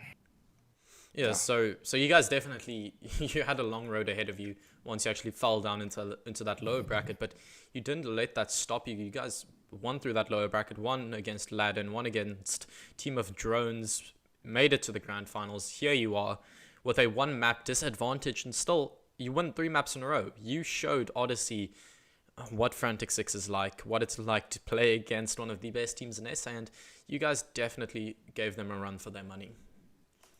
Yeah, it was fun. At the start of the tournament, we had like a week gap and we didn't play, so we were really rusty at the start, hence losing 2 teams. And the more we played, the better we got, and yeah, it just showed. So it was fun. It was a shaky tournament, but we came out on top when it mattered, so it's fine. Yeah, one thing I wanted to ask you, one of the talking points throughout all of this has been the players on Frantic6. Patchy's smiling because he knows what I'm going to ask. Is the players on Frantic6. Do you think it's down to you guys being so good together as a team because you play these insane strats? Or what we've been speculating is all of you guys just have some insane raw talent, because when it comes down to it, Daki, he had that 1v4 insane clutch yesterday. It was the Wamai on that cafe game with the 1v2 clutch, those insane clutches when you need it the most. It looks like whenever you guys are put under pressure, you excel. What do you think exactly. it is? What is it? How? Like, I don't understand. Like, strats make our team worse. Like, I don't understand why. The less we know, the better we do for some reason. So Yeah. I don't know. We're good at clutching. We always end up fucking in like a 1v4, 1v3, and somehow we pull it out. And yeah, it happened again. So I'm glad. Clutch potential in our team is key. So It's through the roof. You guys play Yeah. as individuals so good, but still as a team together so good. It seems you guys are so comfortable in your roles. So, well, an oiled machine really, just tearing through these lobbies, and you guys take it. 3-1 in the overall map count, and I think you guys really deserve that one. GG's to you guys. Patchy, any questions you have for them? I mean, yeah, you pretty much just went through most of the stuff. I mean, it's just frantic. So I've never seen a team with such insane individual clutch potential. Like every single member of Frantic Six can step up and clutch it around if they have to, and or like win a hero situation where they're like sitting in a corner and they're like, ah, damn, everything's sort of working against me, and somehow they'll just make it work. Like, how is this possible? Yeah, so that was insane. But I guess the only thing I have is how do you sort of feel about Odyssey? Because the thing that I'm sort of interested in at the moment is, Odyssey relatively new popping up here. The first time we've sort of seen them in a big sort of tournament here. How do you feel they are? Because I feel like they have a lot of untapped potential, but ultimately I think maybe the experience of Frantic Six was what kind of got you the key wins there. Yeah, well, it's an amazing team. I mean, they got to grand finals, and I mean, it's not like they had an easy bracket. They played Memento Mori and Game of Thrones, if I'm not mistaken, which is easily, well, Game of Thrones is new, but Memento Mori is easily a top 4 team, and I mean, they beat them, so it's an amazing team. Well, clearly they got to grand finals, and being new, that's quite impressive. So Yeah, yeah, absolutely. Well, very, very well done to you guys. A really, really enjoyable game. So well played to you, and yeah, congrats. I guess I hope to see you guys some more in the future. Cool, man. Yeah, without anything, if there's nothing else to be said, Patchy, do you want to Well, head yeah, us out? I can end us off. Well, thank you so much, guys, for watching the Titan Rainbow Six Esports tournament here. It was absolutely insane. We had all of the tournament games streamed for you guys. They are there. They should be up on the Titan channel at some stage. All of them available for you to peruse, so you can follow the entire journey from beginning to end if you wish to do so. If you missed any of the recent games, I definitely suggest you go check those out because they are absolutely insane. If you missed tonight's games, go rewatch those because every single map is absolutely intense. So definitely go check those out if you missed them. And yeah, so thank you so much, guys, for tuning in. I hope to see you sometime soon in some more tournaments and all that great stuff. You can go check myself out, Patchwork Fennec, on my Twitch and my Twitter, and also my YouTube channel, Patchwork Fennec, on just about everything. Go check Kanye Defuse out as well. He out here, we out here. You can go check Titan Gaming as well on their website, titangaming.co.za, and of course, their socials, which should be on screen at some point somewhere here. And then, yeah, a big shout out to the sponsor for the tournament, which is, of course, sellerscars.co.za. They've been some good sponsors. Anyone who sponsors ZA Esports is good in my books because we need everyone that we can get to help bolster the esports scene. So thank you to sellerscars.co.za. If you're looking to sell your car for cash, safe and quick, then sellerscars.co.za is the way to do that. So, yeah, without further ado, thank you so much, guys. And, yeah, that's it from me. Thank you so much for joining. This has been Kanye Diffuse and Patchy. Cheers.